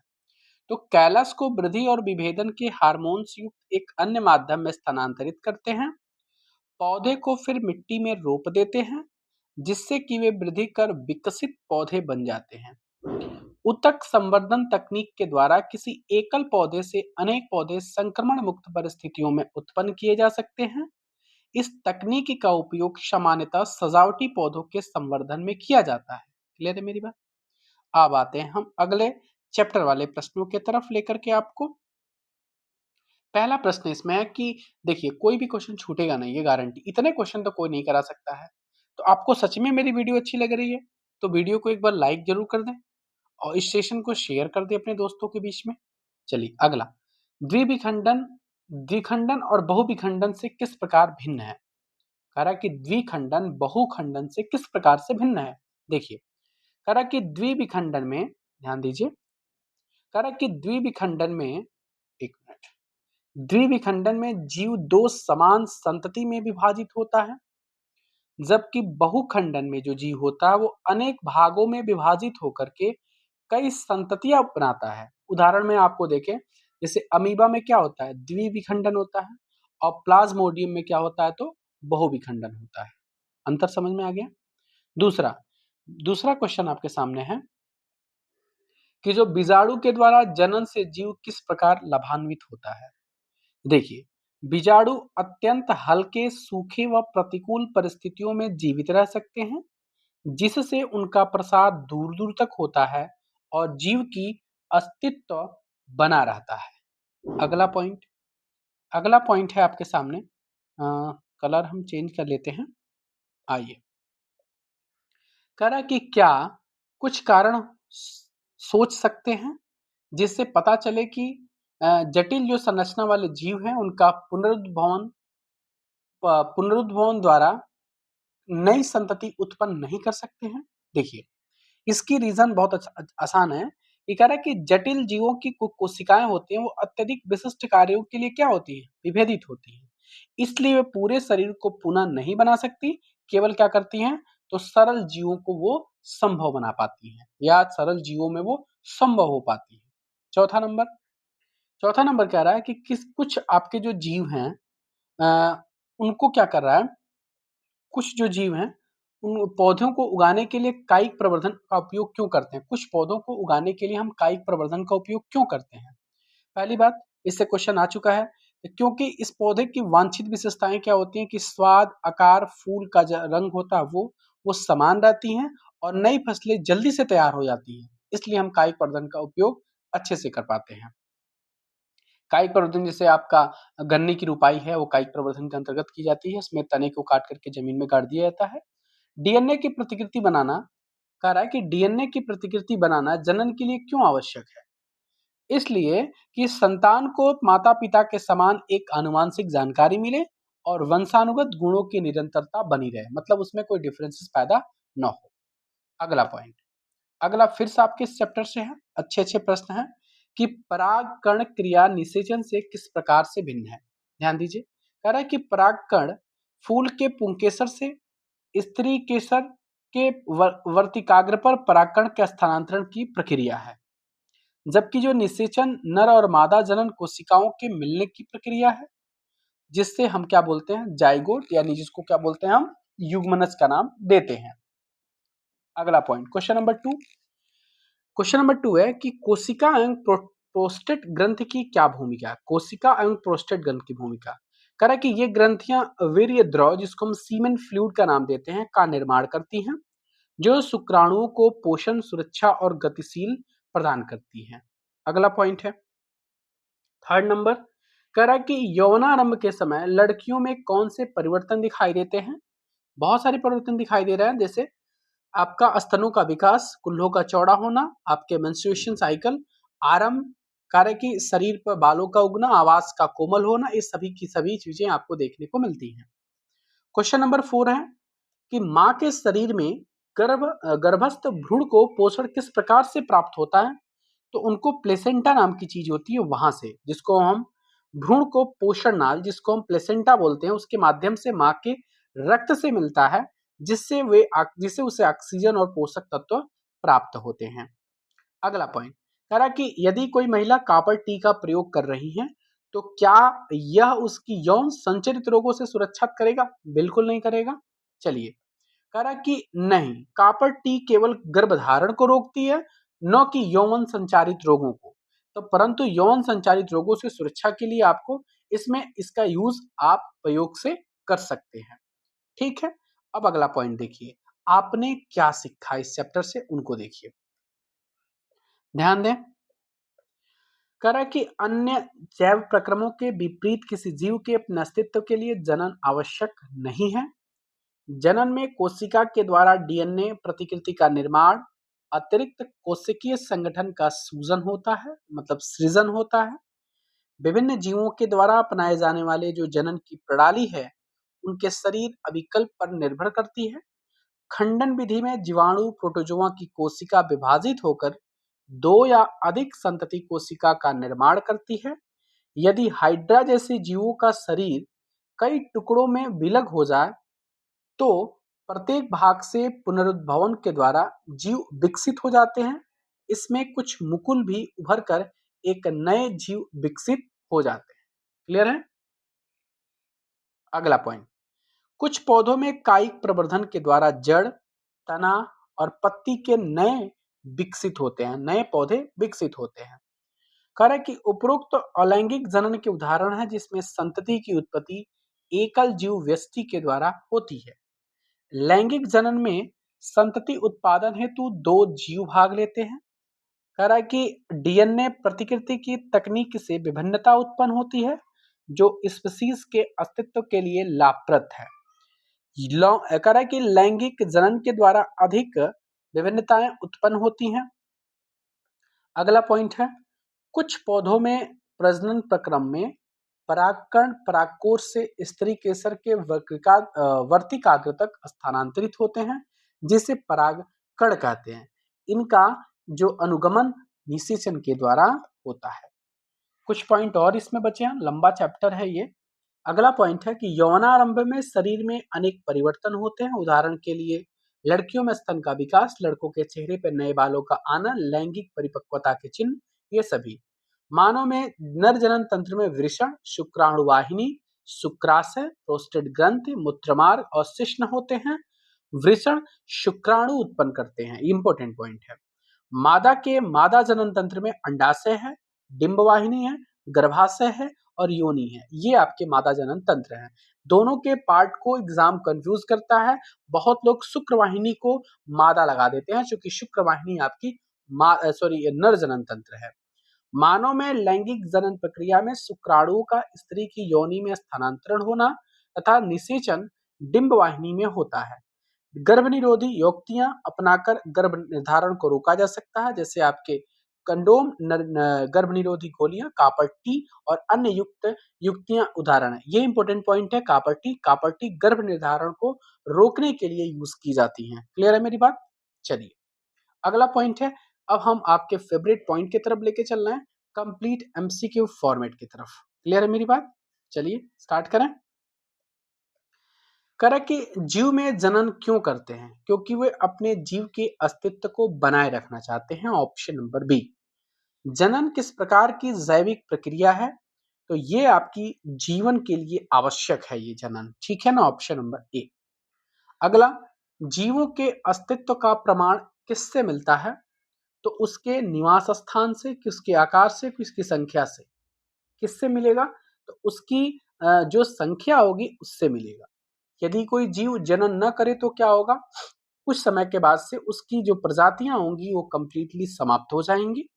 अगला पॉइंट, दो जीव एक ही प्रजाति के कब माने जा सकते हैं? जब वे एक समान रूप से दिखाई दें। क्लियर है? अगला पॉइंट 6 नंबर की तरफ आते हैं। कह रहा है कि जनन की जो मूल घटना है वो क्या है? वो है डीएनए की प्रतिकृति का बनना। डीएनए किसमें पाया जाता है? तो डीएनए आपको केंद्रक में देखने को मिलेगा। Option number B. किसमें? केंद्रक में। अगला पॉइंट है, डीएनए का जो पूरा नाम है वो क्या है? ये है डीऑक्सी राइबोन्यूक्लिक एसिड या राइबोन्यूक्लिक अम्ल। डीएनए में किसका संदेश निहित होता है? ये होता है आनुवांशिक गुणों का। डीएनए के भिन्न होने पर क्या बदल जाता है? तो डीएनए के भिन्न होने पर आपको प्रोटीन आपका बदल जाता है। जीवों के शारीरिक विकल्प में विविधता किस कारण से होती है? ये विविधता जो होती है वो विभिन्न डीएनए, यानी ऑप्शन नंबर बी। ठीक है ना? अब आते हैं 12 नंबर की तरफ। कह रहा है कि डीएनए की दो प्रतिकृतियां बनने के बाद क्या होता है? दो प्रतिकृतियां बनने के बाद से ये कोशिकाओं में ये कोशिका इनकी विभाजित हो जाती है। क्लियर है मेरी बात? कह रहा है कि डीएनए प्रतिकृति की प्रक्रिया पूर्णतः क्या होती है? ये होती है आंशिक रूप से विश्वसनीय होती है। जनन में होने वाली विभिन्नताएं किस आधार हैं? किसका आधार है? ये जो आधार है वो जैव विकास का। Option number B. विभिन्नता का मुख्य महत्व क्या है? ये है कि जो आपकी स्पीसीज की उत्तरजीविता के लिए कि नई प्रजाति बनाने के लिए। दो में कंफ्यूजन है। इसमें जो होगा सही आंसर वो स्पीसीज की जो उत्तरजीविता है उसको बनाने के लिए ऑप्शन नंबर बी पे जाएंगे हम। किसी प्रजाति की समष्टि का स्थायित्व किस पर निर्भर करता है? तो ये जो निर्भर करता है उसके भोजन पर। Option number A. अगला पॉइंट कह रहा है कि निकेत, जिसको हम हैबिटेट बोलते हैं, में परिवर्तन किस कारण से हो सकता है? ये है आपका पृथ्वी का ताप, जल स्तर में परिवर्तन, उल्का पिंड यानी सभी के सभी यानी उपर्युक्त सब। यदि सभी जीव समान हो और निकेत में परिवर्तन आए तो क्या हो सकता है इससे? इसमें यह होगा कि सभी जीव इसमें क्या हो जाएंगे? समाप्त हो जाएंगे। अगला पॉइंट 18 नंबर की तरफ हो गया। 19 नंबर, वैश्विक उष्मीकरण से क्या प्रभाव पड़ सकता है? जब ये बताइए, जब वैश्विक उष्मीकरण होगा तो इसमें जीवाणु मरना शुरू हो जाएंगे, मर जाएंगे। विभिन्नता जीवों को किससे बचाती है? विभिन्नता उसके विलुप्त होने से बचाती है, ऑप्शन नंबर बी। अगला पॉइंट, अगला पॉइंट है, एक कोशिकीय जीव किस विधि से जनन करते हैं? वेरी इंपॉर्टेंट पॉइंट है। एक कोशिकीय जो जीव होता है वो आपको विखंडन से जनन करते हैं। अमीबा में विभाजन क्या होता है? तो अमीबा में विभाजन किसी भी तल से हो सकता है, लेकिन वहीं से लेशमानिया में जो विभाजन होगा वो कैसे होगा? वो एक निश्चित तल से होगा, ऑप्शन नंबर बी। दोनों इंपॉर्टेंट है, ध्यान रखिएगा, दोनों के दोनों इंपॉर्टेंट है ये। अगला पॉइंट, मलेरिया परजीवी जिसको हम प्लाज्मोडियम बोलते हैं, उनमें से कौन सी प्रक्रिया होती है? ये होती है बहुखंडन, ऑप्शन नंबर बी। क्लियर है? अगला पॉइंट, द्विविखंडन का उदाहरण है, तो द्विविखंडन आपको देखने को मिलता है अमीबा में, ऑप्शन नंबर ए। बहुखंडन का उदाहरण आपको देखने को मिलता है किसमें? लिस्मानिया में कि प्लाज्मोडियम में? ये आपको देखने को मिलेगा प्लाज्मोडियम में, ऑप्शन नंबर बी। स्पाइरोगाइरा में जनन किससे होता है? तो स्पाइरोगाइरा में जो जनन होगा वो खंडन से होता है, ऑप्शन नंबर बी। खंडन के समय जो जीव होते हैं वो क्या होते हैं? वो कई भागों में टूट जाते हैं, ऑप्शन नंबर ए। क्या सभी बहुकोशिकीय जीव खंडन से जनन करते हैं? बिल्कुल नहीं, ऑप्शन नंबर बी। अगला पॉइंट, पुनरुद्भवन की क्षमता किनमें होती है? तो ये होती है हाइड्रा और प्लेनेरिया में, ऑप्शन नंबर ए। अगला पॉइंट 31 नंबर है, ये क्या कह रहा है कि आपका कि पुनरुद्भवन किस कोशिकाओं के द्वारा होता है? ये होता है आपको किससे? विशिष्ट कोशिकाओं के द्वारा। ठीक है, पुनरुद्भवन जनन के समान क्यों नहीं है? इसलिए क्योंकि हर भाग से एक नया जीव नहीं बनता है। हाइड्रा किस विधि से जनन करती है? तो हाइड्रा आपको मुकुलन से जनन करती है, option number B. 34 number, hydra में क्या बनता है? तो हाइड्रा में आपको बड यानी मुकुल देखने को मिलते हैं। हाइड्रा में बनने वाला मुकुल क्या करता है? तो ये आपका स्वतंत्र जीव बन जाता है, ऑप्शन नंबर बी। कायिक प्रवर्धन किनके द्वारा होता है? तो कायिक प्रवर्धन जड़, तना और पत्तियों के द्वारा होता है। अगला पॉइंट 37 नंबर हम देखेंगे, करा की पर्तन, कलम और रोपण किस प्रकार के उदाहरण हैं? यही आपके कायिक प्रवर्धन के उदाहरण है। गन्ना, गुलाब, अंगूर किससे उगाए जाते हैं? इनको कलम या प्रवर्धन के द्वारा उगाया जा सकता है। कायिक प्रवर्धन के द्वारा पौधे कब फूल देते हैं? इनके द्वारा बहुत जल्दी इनका आना शुरू हो जाता है। कौन से पौधे बीज उत्पन्न नहीं करते परंतु कायिक प्रवर्धन से उगाए जाते हैं? जैसे आपका केला, संतरा, गुलाब, चमेली, ऑप्शन नंबर ए। कायिक प्रवर्धन से उत्पन्न होते हैं, तो कायिक प्रवर्धन से समान आनुवंशिक के होते हैं। क्या होते हैं? समान आनुवंशिक के। मैं आपको बता दूं, अब कायिक प्रवर्धन से इससे बाहर कोई क्वेश्चन नहीं होगा। 10 प्रकार से आपको एमसीक्यू फॉर्मेट कराए, इंपॉर्टेंट है, ध्यान रखिएगा, इससे क्वेश्चन बार बार आपको एग्जाम पूछ रहे हैं। अगला 42 नंबर से आ रहे हैं हम। अगला देखिए पॉइंट इसमें, अब 42 नंबर क्या कह रहा है कि ईस्ट पाउडर को चीनी के विलयन में डालने का उद्देश्य क्या है? इस उद्देश्य ये है कि किण्वन व जनन को देखना। अगला पॉइंट, ईस्ट जो होता है वो किस विधि से जनन करता है? ईस्ट आपका मुकुलन से जनन करता है, ऑप्शन नंबर ए। डबल रोटी के टुकड़े पर कवक की वृद्धि किसे दर्शाती है? ये दर्शाती आपके बीजाणु जनन से, ऑप्शन नंबर सी। बालू के गर्त जो आइज होते हैं वो क्या कहलाते हैं? इसको हम क्या बोलते हैं? आलू के गर्त, बालू नहीं, आलू के गर्त, इसको हम बोलते हैं कलिकाएं या मुकुल। क्या बोलेंगे इसको? इसको बोलेंगे कलिकाएं, ऑप्शन नंबर बी। 46 है, ब्रायोफिल्म की पत्तियों की कोर पर क्या बनता है? इंपॉर्टेंट पॉइंट है, ये बनता है नई कलिकाएं, option number B. Money plant में नई पत्तियां कहां से निकलती हैं? तो तने के कटे हिस्से से निकलती हैं, ऑप्शन नंबर बी। अगला पॉइंट कह रहा है कि ऊतक संवर्धन तकनीक में क्या होता है? इसमें ये होता है कि पौधे के ऊतक या कोशिकाओं को कृत्रिम पोषक माध्यम से विकसित किया जाता है, ऑप्शन नंबर बी। अगला पॉइंट 49 नंबर, करा कि कैलस किसे कहते हैं? कैलस किसे कहते हैं? तो कैलस आपके कोशिकाओं के छोटे समूह को कहते हैं। ऊतक संवर्धन तकनीक के अंतर्गत पौधों को मिट्टी में रोपने से क्या होता है कि पौधा विकसित होकर के एक नया पौधा बन जाता है, ऑप्शन नंबर बी। अगला पॉइंट, ऊतक संवर्धन तकनीक का उपयोग किसमें होता है?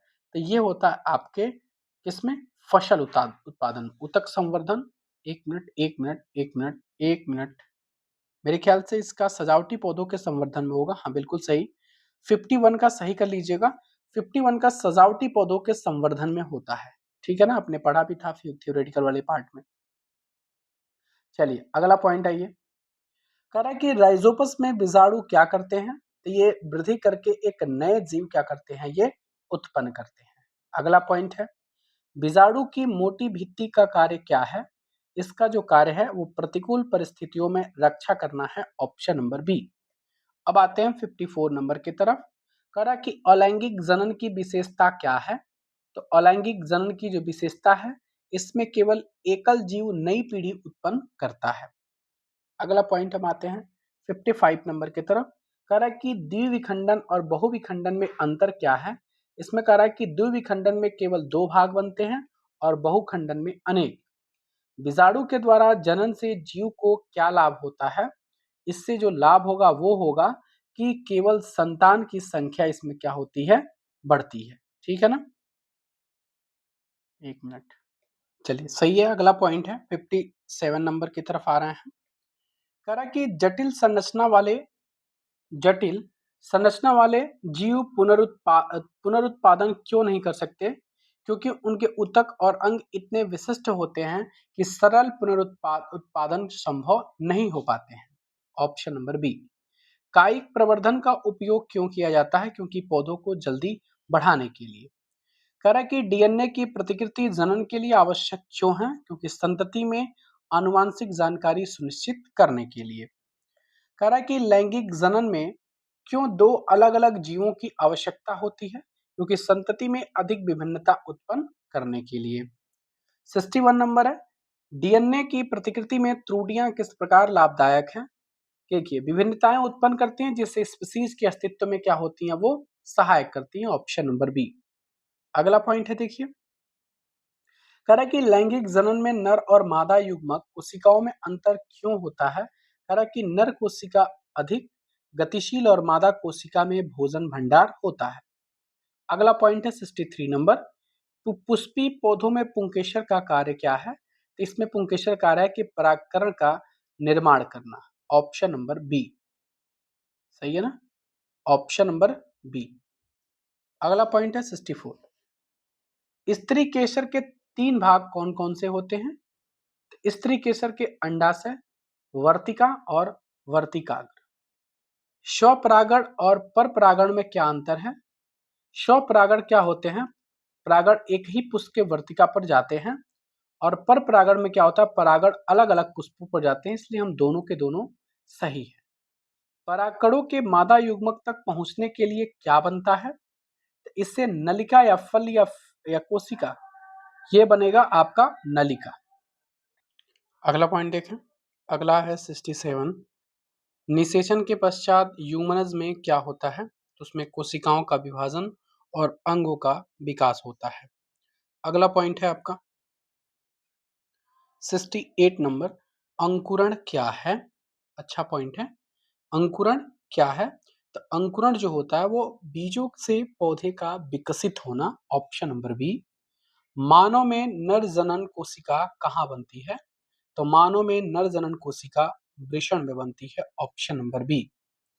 अगला पॉइंट है 70 नंबर, शुक्राणु का मूत्र मार्ग में प्रवेश क्यों होता है? इसलिए होता है क्योंकि स्थानांतरण सरल बनाने के लिए। वृषण में कौन सा हार्मोन स्रावित होता है? इसमें होता है टेस्टोस्टेरॉन, जो कि आपका नर हार्मोन है, ठीक है। प्रोजेस्टेरॉन आपका वो मतलब मादा मतलब महिला का वो हार्मोन्स है। कह रहा है कि मादा जनन कोशिका अंड कोशिका कहाँ बनती है? बहुत अच्छा क्वेश्चन। अंडाशय में बनता है। गर्भ में भ्रूण को पोषण कौन देता है? तो ये देता है प्लेसेंटा, ऑप्शन नंबर बी। अब अगला पॉइंट है, यदि अंड निषेचित नहीं होता तो क्या होता? तो गर्भाशय की अंतः भित्ति टूटकर रजोधर्म के रूप में निकल जाती। यौन संक्रमण से के रोकथाम में क्या उपयोगी है? तो इसमें यौन संक्रमण से लिए आपको क्या करना चाहिए? ये आपका इंपॉर्टेंट पॉइंट है, ऑप्शन नंबर बी। ठीक है। अगला पॉइंट हम देखेंगे 76 नंबर, गर्भधारण रोकने के तरीके कौन से हैं? तो इसके जो तरीके हैं आपके गर्भधारण के, तो वो शल्य क्रिया है, यांत्रिक अवरोध है, हार्मोन हार्मोन संतुलन बदलना, इसलिए ऑप्शन नंबर डी की तरफ हम चलेंगे। अगला पॉइंट आपके सामने है 77 नंबर, कि भ्रूण लिंग चयन का दुरुपयोग किस प्रकार से होता है? तो देखिए, ये गैर कानूनी रूप से मादा भ्रूण का चयनात्मक गर्भपात होता है, ऑप्शन नंबर बी। लैंगिक परिपक्वता किस उम्र में प्रकट होती है? तो ये होती है यौना आरंभ में, ऑप्शन नंबर बी। ठीक है ना। अगला पॉइंट, यौना आरंभ में लड़कों में कौन से परिवर्तन होते हैं? Option number A. ठीक है। अगला पॉइंट है 80, कह रहा है कि लड़कियों में यौन आरंभ के दौरान कौन कौन से परिवर्तन होते हैं? तो ऑप्शन नंबर ए इसका सही जवाब है। लैंगिक स्वास्थ्य के लिए कौन सी बात महत्वपूर्ण है? तो इसके लिए आपके सबसे महत्वपूर्ण बात यौन संक्रमण से बचाव, ऑप्शन नंबर बी। अगला पॉइंट है, गर्भ धारण रोकना क्या है? गर्भ धारण रोकने के हार्मोनिक तरीके किस प्रकार प्रभाव डालते हैं? तो ये जो डालते हैं प्रभाव, कि ये अंडाशय का अंड का स्राव होने लगता है। अगला पॉइंट है 83 नंबर, कि शल्य क्रिया के द्वारा निषेचन रोकने के लिए क्या किया जा सकता है? तो इसके अंडवाहिनी का अवरुद्ध हो जाएगा, शुक्रवाहिनियों का अवरोधन हो जाएगा, अनचाहे गर्भ को हटा दिया जाएगा, ऑप्शन नंबर डी। जनसंख्या के आकार पर किसका प्रभाव है? तो इसका जन्म और दर और मृत्यु दर दोनों का प्रभाव है। लैंगिक जनन की विशेषता क्या है? कि इसमें दो अलग अलग व्यक्तियों के जनन कोशिकाओं का क्या होता है? संलयन होता है। अगला पॉइंट है 86 नंबर, डीएनए की प्रतिकृति पूरी तरह यथार्थ क्यों नहीं होती? क्योंकि नई विभिन्नताएं उत्पन्न हो और जीव की समष्टि बनी रहे। लैंगिक जनन क्यों अधिक सार्थक माना जाता है? क्योंकि संतति में अधिक विभिन्नता उत्पन्न होती रहे। और यदि युग्मनज में डीएनए का युग्मन लगातार होता रहे तो क्या होगा? कि इसकी जो कोशिका विभाजन रुक जाएगा या डीएनए की मात्रा दोगुनी हो जाएगी। ये ऑप्शन नंबर है कि डीएनए की मात्रा दोगुनी हो जाएगी, ऑप्शन नंबर ए। अर्धसूत्री विभाजन का जो मुख्य उद्देश्य है इसका क्या है? ऑप्शन नंबर बी, गुणों की संख्या और डीएनए की मात्रा को आधी करना। नर जन और मादा जनन कोशिकाओं में आकार का अंतर क्यों होता है? क्योंकि मादा कोशिकाओं में भोजन भंडार और नर कोशिकाओं में अधिक गतिशील होती है। अगला पॉइंट है, उभयलिंग पुष्प क्या होते हैं? जिसमें स्त्री केशर और पुंकेसर दोनों के गुण विद्यमान होते हैं, ऑप्शन नंबर सी। ठीक है। अब आते हैं 92 नंबर की तरफ, परागकण का रंग सामान्यतः क्या होता है?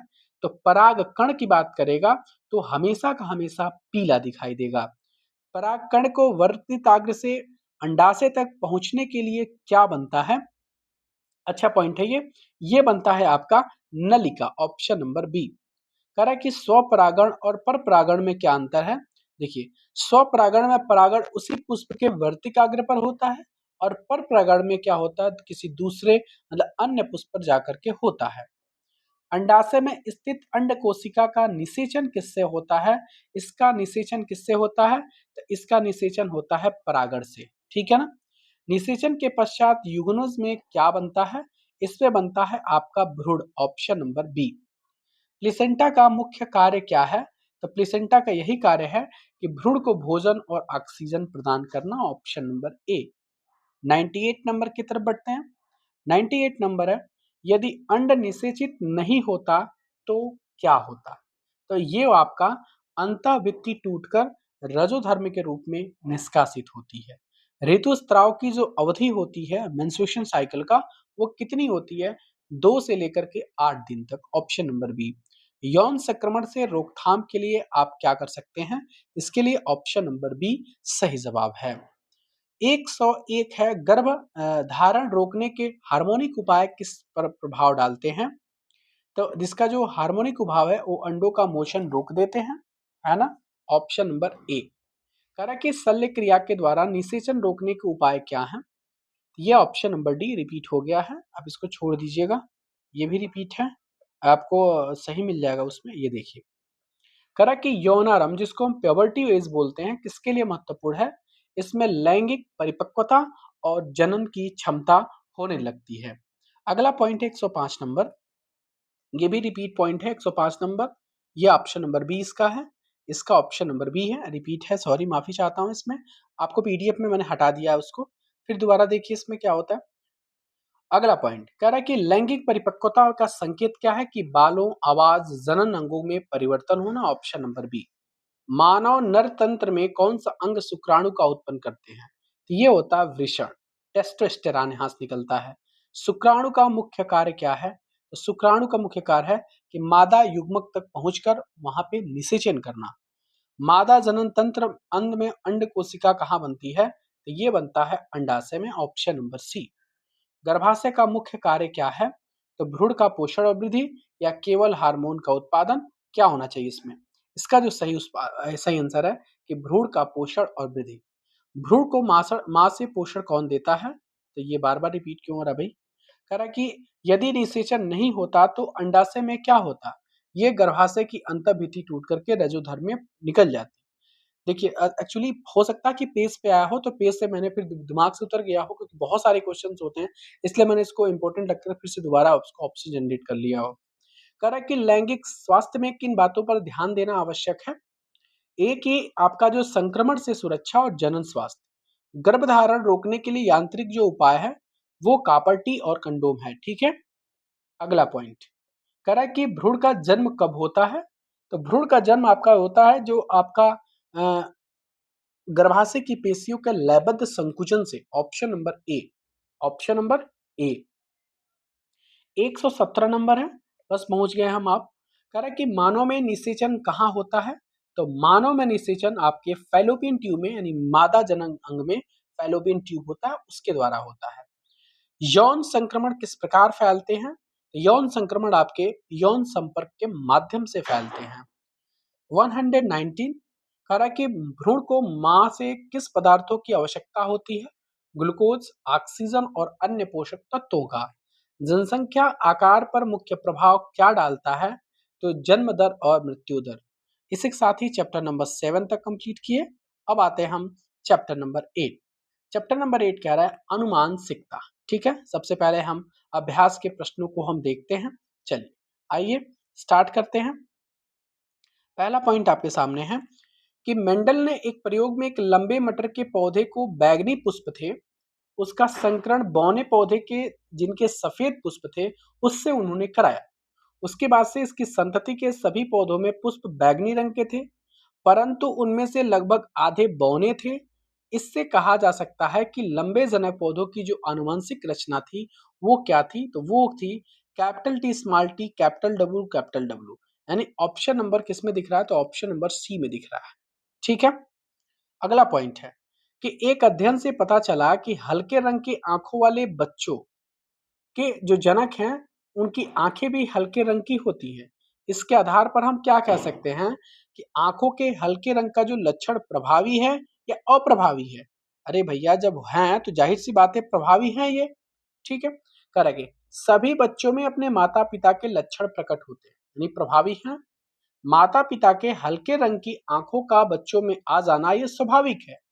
इस अवस्था में तो आंखों के हल्के रंग का प्रभावी लक्षण प्रभावी है, परंतु इससे हर बच्चों को अवस्था में प्रभावी नहीं कह सकते हैं, यह अप्रभावी भी हो सकता है। ये नहीं कि सभी बच्चों में ये चीज आपको देखने को मिलेगी, नहीं, हो सकता है किसी बच्चों के अंदर ना हो। अगला पॉइंट है आपके सामने, देखिए। कह रहा है कि कुत्ते के खाल का प्रभावी रंग ज्ञात करने के उद्देश्य से प्रोजेक्ट बनाइए। इसको छोड़ दिया गया है, ये चौथा नंबर क्वेश्चन है। ये इसको छोड़ दीजिए, ये फोर नंबर क्वेश्चन है। कह रहा है कि संतति में नर और मादा के जनकों के द्वारा आनुवंशिक योगदान में बराबर की भागीदारी किस प्रकार सुनिश्चित की जाती है? चलिए इसको देखिए, अच्छा क्वेश्चन है, इसको पढ़ते हैं। कह रहा है अगला क्वेश्चन, कह रहा है कि निषेचन प्रक्रम के दौरान शुक्राणु और अंडाणु का संलयन होता है, दोनों में समान गुणसूत्र होते हैं। समसूत्रण के समय गुणसूत्रों की संख्या नर और मादा के गुणसूत्रों के सम्मिलन के कारण दुगुनी हो सकती है। कह रहा है कि परंतु अर्धसूत्रों के कारण उसकी जो संख्या होती है वो आधी हो जाती है, और उसके बाद से जब ये दोनों मिल जाते हैं तो उससे एक नए जीव की उत्पत्ति होती है, जिसमें आपके एक नर होता है और दूसरा मादा। इन दोनों के आनुवंशिक गुण होते हैं। इस प्रकार जो संतति में जनकों के समान ही क्या होते हैं, गुणसूत्र रहते हैं। इस प्रकार आनुवंशिक योगदान में नर एवं मादा की साझेदारी समान रूप से होती है। ठीक है, अब आते हैं हम चैप्टर वाले प्रश्नों की तरफ। चैप्टर वाले प्रश्न में है कि यदि एक लक्षण ए अलैंगिक जनन वाली समष्टि के 10% सदस्यों में पाया जाता है, तो लक्षण भी उसी समष्टि के 60% जीवों में पाया जाता है, तो कौन सा लक्षण पहले उत्पन्न हो? जाहिर सी बात है जिसका परसेंटेज ज्यादा है, क्योंकि इसका उत्पन्न आपका पहले हुआ है। ठीक है ना, क्योंकि ये लक्षण आपका जो होगा वो आपका लक्षण बी पहले उत्पन्न हुआ होगा, क्योंकि इसका प्रतिशत ज्यादा है। लक्षण ए केवल 10% जीवों में है। अलैंगिक जनन में जो डीएनए की प्रतिकृति होती है उसके समय में कम विभिन्नताएं होती हैं। अब कह रहा है कि अगला पॉइंट है कि विभिन्नताओं के उत्पन्न होने से किसी स्पीशीज का अस्तित्व किस प्रकार बढ़ जाता है। देखिए किस प्रकार होता है, ये क्वेश्चन नंबर 2-3 किसका है? अच्छा माफी चाहते हैं, इसका ही आंसर है, बस मैंने नंबरिंग में गलती कर दिया है। ये पहला पॉइंट है, ये दूसरा है, ये तीसरा है। ठीक है ना, इसका क्वेश्चन ये है कि जो विभिन्नताएं हैं उसके उत्पन्न होने से किसी स्पीशीज का अस्तित्व किस प्रकार बढ़ जाता है, उसको आप एक एक तरीके से करके हमने समझाया है। कि जो डीएनए की जो प्रतिकृति में त्रुटियों और मिश्रण से नई विभिन्नताएं उत्पन्न होती हैं, यह विभिन्नता प्राकृतिक चयन के लिए कच्चा माल होती है। विभिन्नता वाले जीव वातावरण में बेहतर अनुकूल पा सकते हैं। परिणाम स्वरूप स्पीशीज के जीवों की जीवन क्षमता, संतति उत्पादन और अस्तित्व क्या हो जाता है इसका, तो बढ़ जाता है। क्लियर है मेरी बात? क्लियर है। अब आते हैं हम थोड़ा सा ग्रेगर जॉन मेंडल के बारे में पढ़ लेते हैं। कह रहा है कि जो मेंडल साहब है इनकी प्रारंभिक शिक्षा एक गिरजाघर में हुई थी। वहां ये विज्ञान और गणित के अध्ययन के लिए एक वियना विश्वविद्यालय गए। अध्यापन हेतु उन्होंने सर्टिफिकेट की परीक्षा में असफल होना उनके वैज्ञानिक खोज की प्रवृत्ति को दबा ना सकी। वह अपनी मोनेस्ट्री में वापस आए और मटर पर प्रयोग करना उन्होंने प्रारंभ किया। उन्होंने पहले भी बहुत से वैज्ञानिकों ने मटर और अन्य जीवों के वंशानुगत गुणों का अध्ययन किया था, मतलब इनके पहले भी बहुत लोग किए थे, लेकिन किसी ने सफल नहीं हो पाया। परंतु मेंडल ने अपने विज्ञान और गणितीय ज्ञान को समृद्ध किया, और वो पहले वह वैज्ञानिक थे जिन्होंने पहले प्रत्येक पीढ़ी के एक एक पौधे के द्वारा प्रदर्शित लक्षणों का रिकॉर्ड रखा और गणना की, और उन्हें वंशागत नियमों के प्रतिपादन में सहायता मिली। ठीक है, अब आइए प्रश्नों की तरफ। प्रश्न क्या है, कह रहा है कि मेंडल जो है इनके प्रयोगों के द्वारा कैसे पता चला कि लक्षण प्रभावी हैं कि अप्रभावी। देखिए उन्होंने क्या किया। मेंडल के प्रयोग से यह पता चलता है कि यदि दो परस्पर विरोधी लक्षणों वाले पौधों को के बीच में यदि कृत्रिम परागण कराया जाता है कि तो प्रथम पीढ़ी, जिसको हम यह पीढ़ी का नाम उन्होंने दिया, में केवल एक ही लक्षण प्रकट होता है, जबकि जो दूसरा लक्षण भी उन पौधों में सुरक्षित रहता है और अप्रभावी अवस्था में दिखता है। दूसरी पीढ़ी में इस लक्षण के प्रकट प्रकट हो जाने से इस बात की क्या हो जाती है, तो पुष्टि हो जाती है। समझ में आया? दोनों को उन्होंने क्रॉस करा, कृत्रिम परागण कराया, जिसमें जो प्रथम पीढ़ी की थी वही आपको प्रभावी रूप से दिखाई दी, जो कि दूसरा था वो अप्रभावी रूप से अवस्था में तो प्रेजेंट था लेकिन अप्रभावी था। क्लियर है? दूसरा पॉइंट में आइए, दूसरा क्वेश्चन है आपके सामने। करा कि मेंडल के प्रयोगों से पता चला कि विभिन्न लक्षण स्वतंत्र रूप से वंशानुगत होते हैं। देखिए मेंडल ने गोल बीज वाले लंबे पौधों का एक झुर्रीदार बीजों वाले बौने पौधे, ये बीने नहीं है बौने हैं, असल में मैं टाइपिंग करता हूँ या बोल के टाइपिंग करता हूँ तो थोड़ा सा दिक्कत होती है कभी कभी। पौधों से संकरण कराया तो संतति में सभी पौधे प्रभावी लक्षणों के थे, परंतु संतति में कुछ पौधे गोल बीज वाले, कुछ झुर्रीदार बीज वाले और कुछ झुर्रीदार बीज वाले जो बौने पौधे थे। अतः ये लक्षण स्वतंत्र रूप से वंशानुगत होते हैं। दूसरा जो तीसरा पॉइंट है वो काफी इंपॉर्टेंट है, ध्यान दीजिए। ध्यान दीजिएगा, इस प्रश्न को पढ़िएगा अच्छे से। क्या है प्रश्न? ये प्रश्न है आपके सामने कि एक ए रुधिर वर्ग वाला पुरुष एक स्त्री जिसका रुधिर ओ वर्ग है और पुरुष ए रुधिर है, उससे वो विवाह करता है। उसकी जो पुत्री है उसका रुधिर वर्ग ओ है, मतलब माँ के रुधिर वर्ग से मिल रहा है। क्या यह सूचना पर्याप्त है कि आपसे कहा जाए कि कौन सा विकल्प लक्षण रुधिर वर्ग ए अथवा ओ प्रभावी लक्षण है? इसमें आपको बताना है। देखिए, इसमें क्या है, इसमें बिल्कुल नहीं, क्योंकि जानकारी अपर्याप्त है ये। नहीं, क्योंकि दी गई जानकारी अपर्याप्त है, बताने के लिए पर्याप्त नहीं है कि ए अथवा ओ में से कौन सा लक्षण प्रभावी है, क्योंकि किसी बच्चे के रक्त समूह के आधार पर माता पिता के जीन के प्रकार मतलब जीनोटाइप को सुनिश्चित करना आपका निर्धारित नहीं किया जा सकता है। इसलिए यह नहीं बताया जा सकता है कि कौन सा लक्षण क्या है तो प्रभावी। उसके बाद से नेक्स्ट क्वेश्चन है, क्वेश्चन नंबर 4 देखते हैं। क्या है 4 नंबर? 4 नंबर है कि मानव में बच्चे का लिंग निर्धारण कैसे होता है? ध्यान दीजिएगा, इसके लिए माँ जिम्मेदार नहीं होती है, पुरुष जिम्मेदार होता है। मैं पहले बता दूं आपको। देखिए, मानव में बच्चे का लिंग युग्मक कोशिकाओं यानी जनन कोशिकाओं के गुणसूत्रों के संयोजन के द्वारा तय होता है। इसे विस्तार से आइए समझते हैं। पहला पॉइंट है पुरुष और महिला के गुणसूत्र।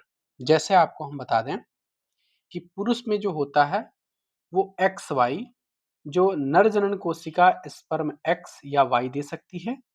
महिला में क्या होता है, दोनों एक्स होता है तो महिला बनता है, एक एक्स वाई बनता है तो पुरुष बनता है। ये अंड कोशिका एग में हमेशा क्या होती है तो एक्स कोशिका देती है। उसके बाद से क्या है निषेचन के समय में जो संयोजन होता है, यदि एक्स स्पर्म से निकला है और एक्स एग से निकला, मतलब एक्स पुरुष से और एक्स महिला से, तो आपकी बच्ची पैदा होगी। और जब स्पर्म का मतलब होता है पुरुष से वाई निकल रहा है और एक्स आपके एक्स, देखिए एक्स और वाई पुरुष में होता है ना, महिला में केवल एक्स पाया जाता है। तो ये एक्स दोनों जगह दी है, लेकिन एक जगह वाई पुरुष दे दिया, तो दोनों एक्स और वाई मिलकर के आपका क्या बना देगा, तो लड़का पैदा होगा इससे। समझ में आया? उम्मीद करते हैं।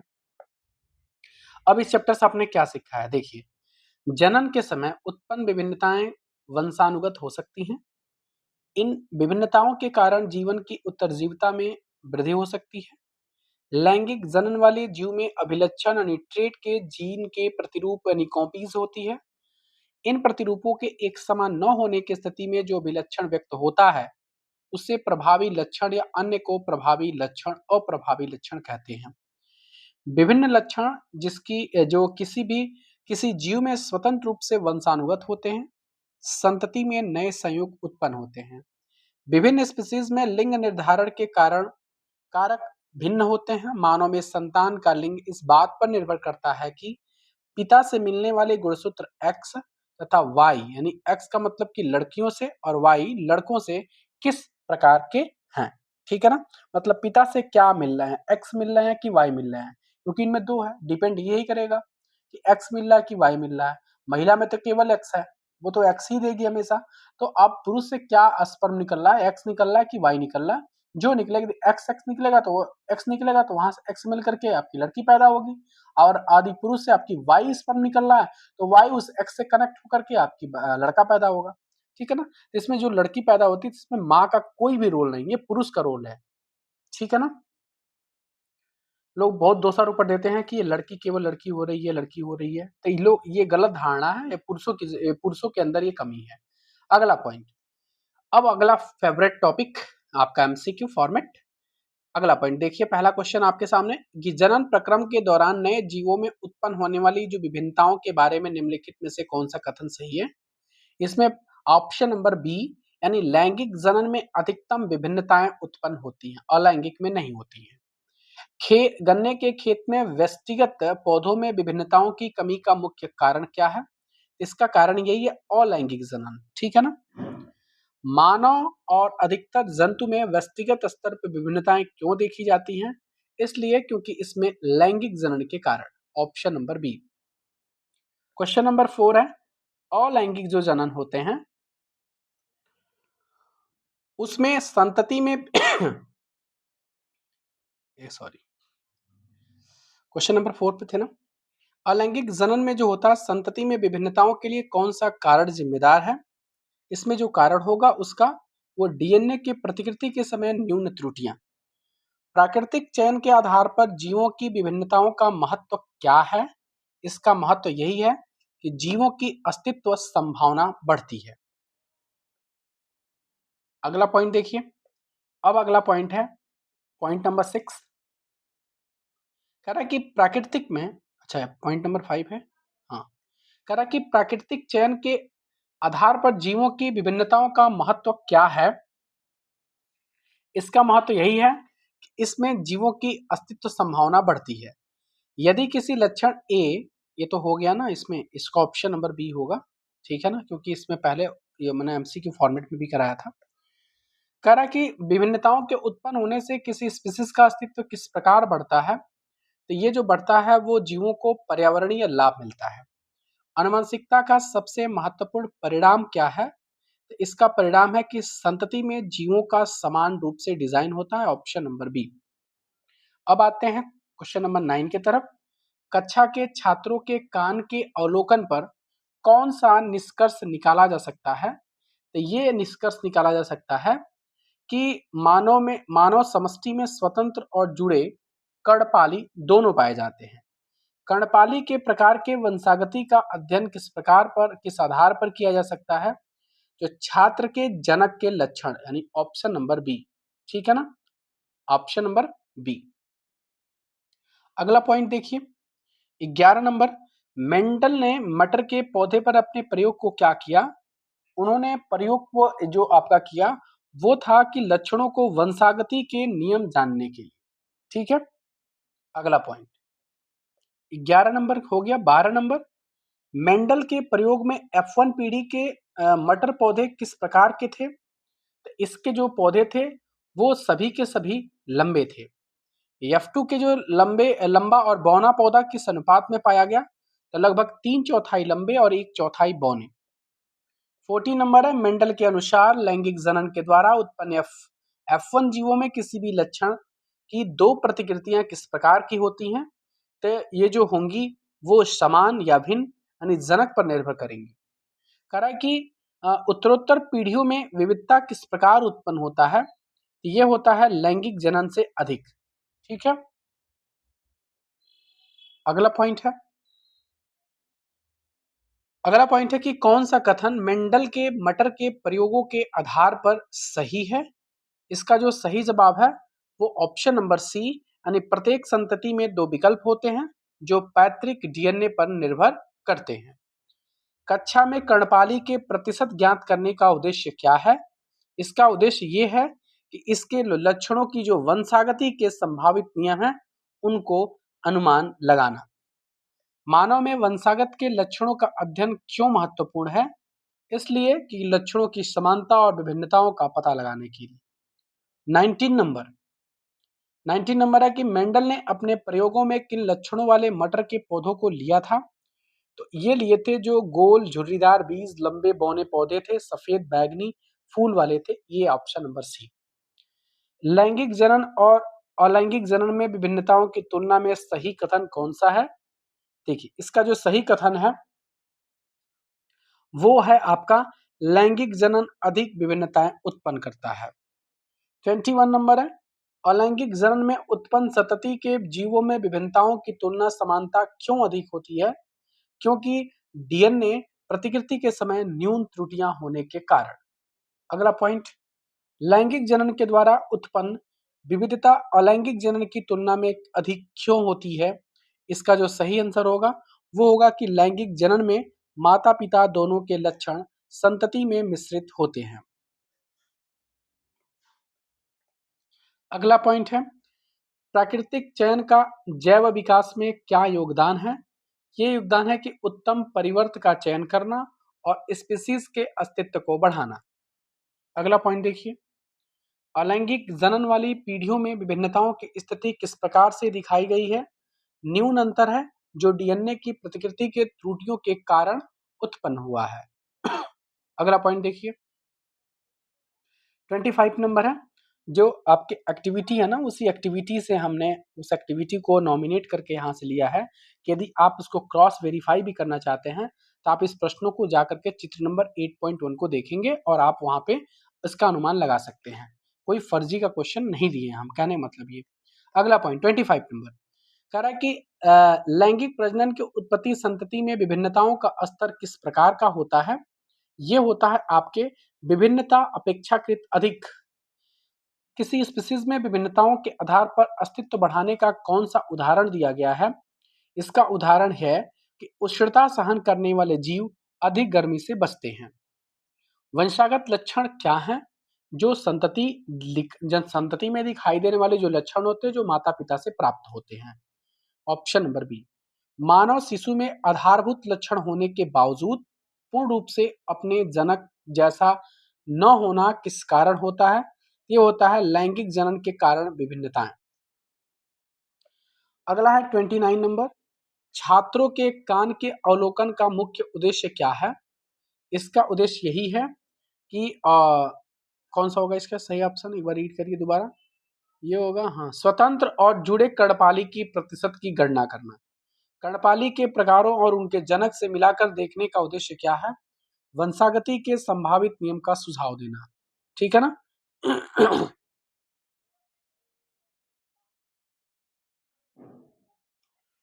अब आते हैं 31 नंबर की तरफ। 31 नंबर कह रहा है स्वतंत्र और जुड़े कर्णपाली को मानव समष्टि में किस रूप में देखा जाता है। इसको देखा जाता है दोनों परिवर्त पाए जाते हैं। मेंडल ने मटर के पौधे पर अपना प्रयोग क्यों किए। इसलिए क्योंकि लक्षणों के वंशागति का अध्ययन करने के लिए। अगला पॉइंट 33 नंबर, मेंडल के अनुसार F1 पीढ़ी में पौधे किस प्रकार दिखाई देते हैं। ये आपके सभी लंबे पौधे होते हैं। 34 नंबर, F2 पीढ़ी में लंबा और बौना पौधा किस प्रकार दिखाई देता है। 3/4 लंबा और 1/4 बौना। मेंडल ने प्रत्येक पीढ़ी के पौधों के लक्षणों का रिकॉर्ड क्यों रखा। क्योंकि वंशागत नियमों का प्रतिपादन करने के लिए। ठीक है। अगला पॉइंट, अगला है मेंडल के, अब गले में थोड़ा सा दर्द हो रहा है। मेंडल के प्रयोगों में लंबा और बौना लक्षण किस प्रकार वंशागत होते हैं। ये होते हैं दोनों लक्षण पैतृक जीनों से वंशागत होते हैं। लैंगिक जनन में F1 जीवों में किसी भी लक्षण की दो प्रतिकृतियां कैसे होती हैं। ये आपकी समान या भिन्न यानी जनक पर निर्भर करेंगी। ठीक है ना। अगला पॉइंट, मेंडल ने मटर के पौधे के किन विपर्यासी लक्षणों का अध्ययन किया। ये किए थे गोल झुर्रीदार बीज, लंबे पौधे, सफेद या बैंगनी फूल। लैंगिक और अलैंगिक प्रजनन में विभिन्नताओं की तुलना में सही जो कथन है वो कौन सा है। ध्यान दें, ये जो सही कथन है इसका, ये ऑप्शन नंबर बी, लैंगिक अधिक विभिन्नताएं उत्पन्न करते हैं। वंशागत लक्षणों का अध्ययन करने से हमें क्या समझ में आता है। वो लक्षणों की समानता और विभिन्नताओं के नियम की समझदारी मिलती है। 41 नंबर देखिए, ध्यान दीजिए 41 नंबर, यदि मटर के पौधे में दोनों ही कैपिटल टी और एक स्मॉल टी, फिर कैपिटल टी स्मॉल टी दोनों लंबे पौधे हैं, जबकि केवल स्मॉल टी बौने पौधे हैं, उसमें से कौन सा लक्षण प्रभावी होगा। बहुत आसान सा क्वेश्चन है, ये होगा इसमें कैपिटल टी। ठीक है ना। अप्रभावी लक्षण कौन सा है, तो ये है स्मॉल टी। अगला पॉइंट है, जब मटर के पौधे एक विकल्पी जोड़े के स्थान पर दो विकल्पी जोड़ों का संस्करण किया जाए तो F2 पीढ़ी में क्या परिणाम उत्पन्न होंगे। इसमें इसमें जो परिणाम आपके उत्पन्न होंगे वो कुछ पौधे लंबे झुर्रीदार होंगे और कुछ बौने आपके गोल बीज वाले होंगे। 44 नंबर है कि मेंडल के प्रयोगों से यह कैसे पता चला कि विभिन्न लक्षण स्वतंत्र रूप से वंशानुगत होते हैं। तो ये आपके पता चला F2 पीढ़ी में नए संयोजन उत्पन्न हुए। जीन क्या है, देखिए जीन जो है वो प्रोटीन संश्लेषण के लिए डीएनए का वह भाग है जिसमें सूचना होती है। पौधों में लंबाई का नियंत्रण किस पर निर्भर करता है। तो ये निर्भर करता है आपके हार्मोन की मात्रा पर। ठीक है ना। हार्मोन की मात्रा पौधे में किस पर निर्भर करेगी। ये निर्भर करेगी आपकी किस पर, एंजाइम के द्वारा प्रक्रिया की दक्षता पर। अगर जीन में परिवर्तन आए तो पौधे की लंबाई पर क्या प्रभाव पड़ेगा? इसके प्रभाव यही होगा कि हार्मोन कम बनेगा और पौधा आपका बौना हो जाएगा। ठीक है ना? अगला पॉइंट 49 नंबर है कि लैंगिक प्रजनन में संतति के डीएनए में दोनों जनक का योगदान किस प्रकार होता है? दोनों जनक का योगदान समान रूप से माता पिता दोनों से होता है। क्लियर है मेरी बात? अगला पॉइंट 50 नंबर है, कह रहा कि प्रत्येक जनन कोशिका में जीन का कितना सेट होता है? इंपॉर्टेंट, वो केवल एक सेट होते हैं। गुणसूत्र की दो प्रतिकृतियों में से प्रत्येक प्रत्येक का सूत्र क्या है? प्रत्येक का जो सूत्र है वो आपके एक नर और एक मादा जनक से। ठीक है। अगला 52 नंबर है, जनन कोशिका में प्रत्येक गुणसूत्र का केवल एक गुणसूत्र कैसा होता है? इसका जो गुणसूत्र होता है वो कैसा होता है? इसका सही जवाब है विभाजन के समय। कह रहा है कि मानव में अधिकांश गुणसूत्र पूर्ण रूप से युग्म नहीं होते। स्त्री में गुणसूत्र क्या होते हैं? देखिए बहुत इंपॉर्टेंट पॉइंट है, अभी आपने पढ़ के आया है, वो क्या होते हैं? X x. वहीं पे आपके पुरुष में गुणसूत्र किस प्रकार के होते हैं? तो कोई भी बता देगा क्या होते हैं? तो एक्स वाई होते हैं। ठीक है। अब आते हैं 55 नंबर की तरफ।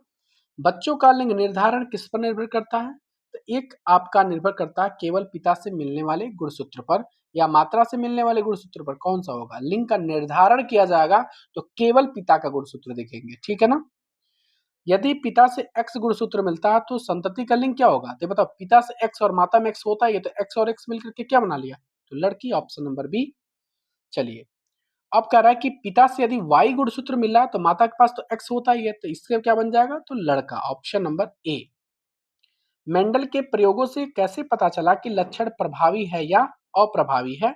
इससे पता चला आपका कि F1 पीढ़ी के सभी लक्षण समान दिखाई दिए और जो F2 पीढ़ी के कुछ लक्षण थे वो छुप जाते थे, मतलब अप्रभावी हो जाते थे। इसलिए ऑप्शन नंबर सी इसके सही जवाब है।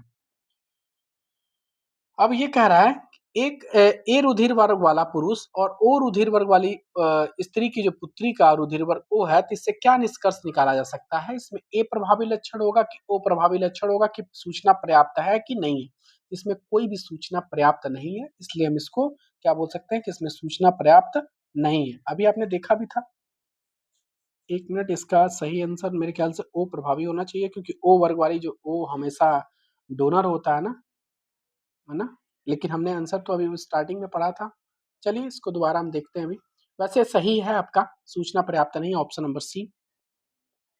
कह रहा है कि लैंगिक जनन के दौरान उत्पन्न, एक मिनट इसको मैं क्रॉस वेरीफाई कर लूं, गलत चीजें नहीं होनी चाहिए बिल्कुल। चलिए, वो क्वेश्चन आपका दूसरा था, इसमें आपका ओ प्रभावी लक्षण, इसका डिस्क्रिप्शन बहुत लंबा है तो यहाँ पे थोड़ा सा नहीं बता सकता मैं। इसका ओ प्रभावी क्या होगा? लक्षण होगा। ऑप्शन नंबर बी इसका सही जवाब है। अगला पॉइंट है, लैंगिक जनन के दौरान उत्पन्न विभिन्नताएं किसके लिए लाभदायक हैं? किसके लिए लाभ देती हैं? ये इसका जो सही आंसर आपका वो है जीव की उत्तरजीविता बढ़ती है। ठीक है। लैंगिक जनन वाले जीवों में एक अभिलक्षण के दो प्रतिरूप किस प्रकार के होते हैं?